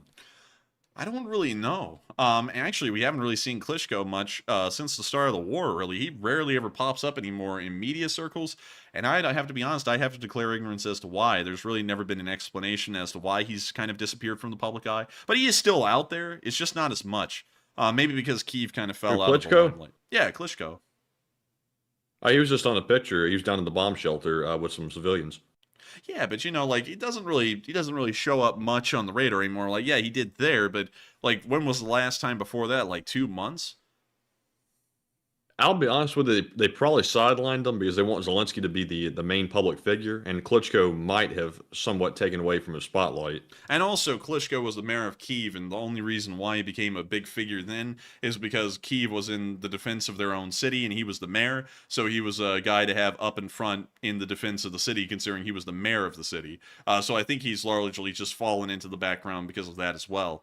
So with that, I thank you so much once again for support. I hope that does address that at least the best we can. And with that, we are on to the next one. And thank you once again for helping this channel to keep on running. Yes, indeed. And up next, we have a $5 super chat from CK Bold, who says, as always, take a live chat question. And we will. And moving to that live chat question, it goes to, let's see here. I am Gift Bearer, who says, do you think the U.S. will send Ukraine any Reaper drones? I don't think we will. I think that we said we would probably do that at some point. And then we really didn't do that at all. So I don't think we ever will. So with that, thank you once again for support. I hope that does address that, at least the best we know. And with that, we are on to the next one. And the next one goes to Randy Tosto, who puts in a 5 and says, I'm betting the chicken tender will be taken before Bakhmut. Is it getting close? The chicken tender taken before Bakhmut, maybe. But they have a long ways to go up there on the northern flank. They didn't really push it back as far towards the rear of Bakhmut as the southern flank has gotten, at least according to Deep State. So they would have a while to go, but I think they would certainly take the chicken tender back before they took the city of Bakhmut back directly. Because city-urban fighting is very dangerous, and it's usually a high-casualty kind of battle. So you usually want to avoid those as best as you can and kind of move around the flanks of the city and then force them to retreat from encirclement, or just encircle them and force thousands of them or tens of thousands of them to surrender. But with that, I hope that does address that fairly well, at least in my opinion. And thank you once again for the support and helping this channel to keep on rolling. And with that, we are on to the next one. And also, apparently, from what people were telling me, apparently I was wrong. Apparently, Klitschko and Zelenskyy are having some kind of beef about something. It looks like they were taking pot shots at each other about the closed bunker. I haven't personally seen it myself, but if that's the case, that would certainly explain why they're not being seen together. But unfortunately, would you like to comment before we move on to the next one? Do Zelenskyy and Klitschko be beefing? I hate to say it, but I think Klitschko would win that fight. I'm not gonna lie, Klitschko's got a mean left hook. I mean, yeah, I would say that's a mean left hook. I'd feel like I'd probably just die if he hit me. I feel like that I would just see the light. So I think honestly, if they beef it, Zelenskyy probably not going to win. It turned into a fist fight. But with that, I hope that does address that. fairly well. And ooh, they beefing. And with that, we are on to the next one. And the next one goes to Russ Rizzo, who puts in a 5 and says, "Did you hear the Secretary of State Antony Blinken dissing Russia as a case study in failure, and it's the second strongest army in Ukraine? Oh, I get no respect." Oh man, I'm telling you, I get no respect around here. I did hear that. Oh man, I'm telling you, I heard it good, real good. Oh man, better than most people. Oh man, I'm telling you. And yes, I did hear it. I gotta be honest, I didn't include it because we've said that joke like a million times. Honestly, I feel like we kind of beat that horse dead, so we kind of dropped that joke. And then also, yeah, and also whenever government officials say anything, like they're like jokes are jokes. You kind of need to give like the proper delivery for them. And he almost gave it like it was a serious statement. He sat there and said, many people thought that Russia was the second best army in the world. Now many people are saying that Russia is the second best army in Ukraine. And then everyone just kind of like sat there in silence, was like, are we supposed to laugh at that? Is that being phrased as a joke, or is that like a serious part of the speech? And then they kind of laughed a little. And like, I don't like it when government officials do that, because they usually never can get out of that like politician mindset mode that you have to have when you go out in front of the public in those kinds of positions, because you have to have a certain kind of mindset to do it. And they can't really get out of it well enough to deliver the joke. So, I was like, it was okay. But I did hear him say it, and I thought that was pretty funny that he said it there. But, not to be like a schmuck or a snob or anything about how the delivery was, but I felt like the delivery could have been like more leaning into it being a joke than making it sound like it was an official statement. But with that, I hope that does address that fairly well, in my opinion. Thank you once again for the support and helping this channel to keep on running. And with that, we are on to the next one. And up next, we have a $5 super chat from Eric, who says, "Ask the LSA who is traveling. I went 3 weeks ago and took supplies. Even paying for an extra bag is $200. Dang, that's expensive. And I thank you for the support, and really cool to hear that you have some experience with that. And I know from one person to the other that's had to do that, that is expensive. People go broke doing that, I think. But still, thank you once again for support and sharing your experience with that with us. And with that, we are on to the next one. And thank you once again. And the next one goes to Dupper Bob, who puts in a 2 and says, "Slava Ukraine." And Slava Ukraine. And thank you so much once again for always throwing in that consistent $2 support. And you even threw in 50 tonight as well. And I got to thank you so much for enjoying this channel for so long, Dupper Bob, and also supporting us to help us to keep this thing running. And so with that, thank you so much once again. I hope that does address that fairly well. And with that, we are on to the next one. And the next one goes to Randy Tosto, who puts in a 2 and says, "How would you arm an A-10 if we send them?" How would I arm an A-10? With all the trimmings. With all the trimmings. Oh, man, I'm telling you. Let's see here. I would say no paveways. I would say Mavericks. Just for the hell of it, really, I would just say Mavericks. I would also say LAU-10 rocket pods, if I'm getting that right. A couple of those, and that's really it.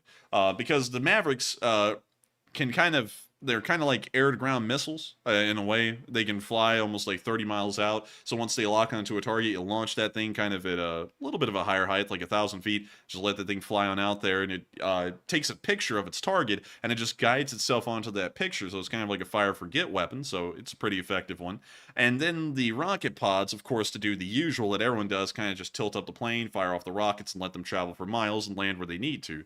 So I would say that would probably be how I would equip an A-10. Because really anything beyond that, like a paveway or something like that, they're slowed bombs. They use some kind of a slowing method. We're not going to say the real name of them, but they're slow bombs. And so you kind of have to get some altitude to use them, and then it becomes a victim of air-to-ground fire, well, ground-to-air fire. But with that, I hope that does address that fairly well, at least in my opinion. Thank you once again for the support. And with that, we are on to the next one.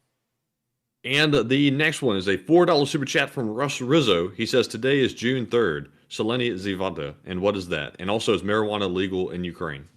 I don't know if it is. Let's pull it up. Is marijuana the devil's lettuce? Marijuana. Dang, I can't spell that right. Legal in Ukraine. Let's find out. Recreational use of cannabis in Ukraine is prohibited. The production, purchase, storage, transportation, and sale of cannabis for recreational use triggers administrative or criminal liability depending on the volume and nature of the activity.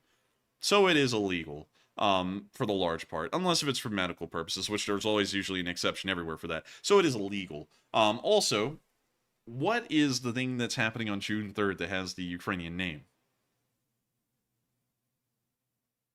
Is that a question to me? Yes. Is for It's me. Zeleny Zivada. And how do you spell that? Zeleni space Sviata.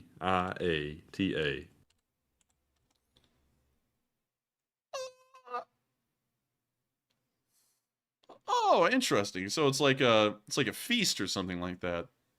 That's pretty cool. Like that. Yeah, that's pretty neat. I'll have a feast. And so with that, thank you so much once again for the support.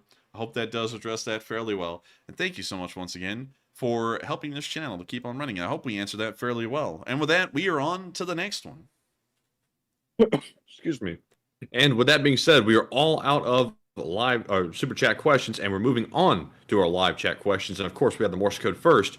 Mark Hodges, Cife, JP's Gone Fishing, Cliff Simonson, and Earl Bernous solved it tonight. They said the Morse code reads, the FOR and RDK are just chilling inside of Russia, and Russia is hardly stopping them. Slava Ukraine and Slava LSE. And that's the sound of money. That's the sound of money. That's the sound of money.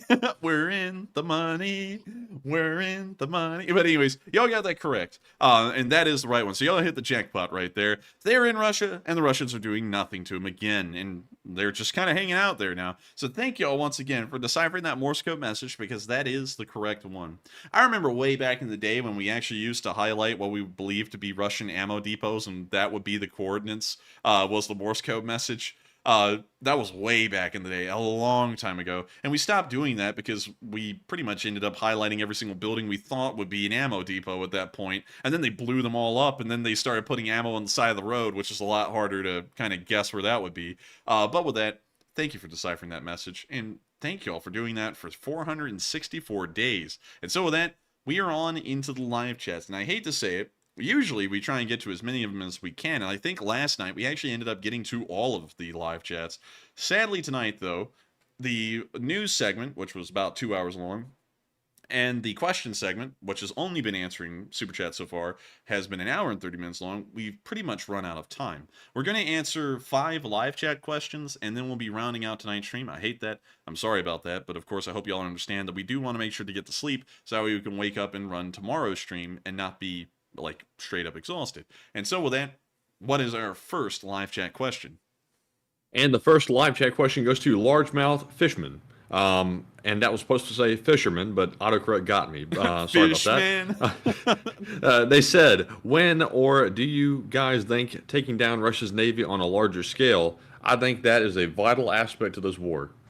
I think it is a vital aspect to this war, to cripple the Russian Navy. I honestly think the Russian Navy will probably be crippled beyond belief, even without destroying the rest of the surface fleet or the submarine fleet by taking the port of Sevastopol, because the Russians really don't have the port facilities to divvy up the Black Sea Fleet and then send them around to the rest of the Russian Federation. So the Black Sea Fleet would pretty much probably cease to exist once Sevastopol was taken. Now, if we're talking about destroying them outright, probably the best thing to do is to make it seem as though Ukrainian surface defenses, anti-ship surface defenses, to try and get the wordage out right, are practically non-existent now, or make it seem as though they've run out, and then have the Black Sea Fleet once again start getting really, really close to the Dnipropetrovsk Gulf, and then roll up the anti-ship weaponry again and try and get 1 or 2 of them. That'll probably be the best way to do it, but beyond that, they're largely impervious to attack. And of course, you can always bring out the kamikaze boats, because we've seen those used effectively so far, and they could probably be used effectively against another Russian ship again.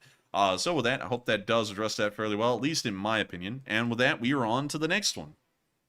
And the next one goes to Pinto Pilot, who says, can defecting Russian soldiers be trusted? I would say, I'd like to say yeah. I'll say hell no. I'd say no. We've never really seen one of them that is extremely trustworthy. Like, for example, the Wagner guy that defected to Norway, he then fled back to Russia. So it's like, what are you, a double agent or something? I don't know. So I would say, yeah, give him, trust him at arm's length. And so with that, I hope that addresses that one fairly well. And we are on to the third to last question of the night. And this one goes to Wes Downer, who says, does anybody know where Prigozhin is going, as he appears to be leaving Bakhmut? Yeah, I would say that he is probably going towards the Russian border area. I would assume, in fact, all of Wagner is going towards the Russian border area. But he is now starting to complain and whine that Wagner is being trapped by a landmine field that the Russians have set up behind Bakhmut. I don't believe that, though, because it was like 2 weeks ago when they moved out of the city, in the large part. There's 2 companies left, but that's not Wagner. And so with that, I hope that does address that fairly well, at least in my opinion, of what I think would probably happen. And with that, we are on to the second to last question of the night. And this one goes to Vinyl Vish Records, who says, do you think the capturing of Russian towns will eventually be used as a bargaining chip for negotiations with Russia? I don't really know. I don't really think so because, you know, the bargaining chip would be small. Like, for example, say they take Shebkino and Griveron, which are sizable villages, but, you know, it's not like the size of, say, Luhansk or Donetsk. And it doesn't really seem to be a fair exchange, at least from a Russian negotiator's position, so it probably wouldn't be a big enough bargaining chip. Now, if they took entire oblasts, for example, the Belgorod, Kursk, and Bryansk Oblast, I think that would probably be a fair trade at that point, but that requires a lot of effort, and the Ukrainians opening up a massive brand new front line that's outside of their borders, which would be very difficult for them to probably do on top of maintaining the front lines they have right now inside of Ukraine itself. So I have a feeling it's possible. It's just that it would be a pretty tricky thing for the Ukrainians to pull off. So with that, I hope that does answer that fairly well, at least in my opinion. And we are on to the final question of the night. And so, who is the lucky last person to put in the lucky last question of the night? And this one goes to A8, who says, at what point would Russia give up? When will it be too much? And what does Russia hope to gain from winning Ukraine? I don't even think Russia has these answers, but what say you? The Russians will probably give up maybe a year in the future. And I gotta tell y'all, the crystal balling thing did not really work out well for us, and that's why I don't like crystal balling, because last year at the beginning of the war, I said this war would probably end by midsummer of this year. We're in midsummer now, and it has no signs of stopping. So, you know, I gotta say, probably next year at least, maybe even the year after that. It's probably going to go on for a good while now. So they'll probably give up then. And also, could you reread the rest of that, Matthew, to make sure I address the other parts of the question? Yes. Let me see here. There we go. At what point would Russia give up, and when's it too much, and what does Russia hope to gain from winning Ukraine? So Russia intends on keeping the Black Sea Fleet in Sevastopol if they win in Ukraine, and they'll probably give up once the Russian government can no longer finance the war. They're already having a tough time of it as it is, but they'll probably be able to stretch the budget maybe for another year or two before it just becomes too much financially for the Russians to keep up. So with that, I hope that does address that the best I can. And it is the end of tonight's stream. I thank you all so much once again for watching. It's been an absolute pleasure to know so many of y'all have found this to be a quality source of news. And if y'all have, make sure to subscribe. It makes us incredibly happy when folks subscribe because it lets us know that people enjoy what we do. And on top of that, if y'all want a consistent news source on this war, we cover this news every single day, 6 days a week, every 24 hours, except for Mondays. We do take Mondays off so that way we can recharge for another 6-day cycle, but every other day rather than Monday, you can always expect us to be here covering the past 24 hours of the war in picture and video evidence. On top of that, not only do we run this stream normally like you're seeing tonight, we also run Sunday fundraisers as well, which are run through YouTube Give, meaning that your support is insured from one end to the other by YouTube because they manage the accounts. It's probably the safest way to fundraise in the entirety of the internet, and also we support nonprofits that way and have nearly gotten up to $1 million raised. And hopefully this Sunday, if you're new, you can join us in helping to reach that $1 million raised for fundraisers across the entirety of the war. And so with that, I thank you all so much once again for watching. Good night, good luck, stay safe, take care. Slava, well, wait, hang on. Let me make sure to put that out right. Slava Ukraini. And long live the Lee Spring Army. And Slava Ukraine, Hiram Slava, and good night to you all. See you tomorrow on Saturday. Yes. The Lee Spring Army sends its regards.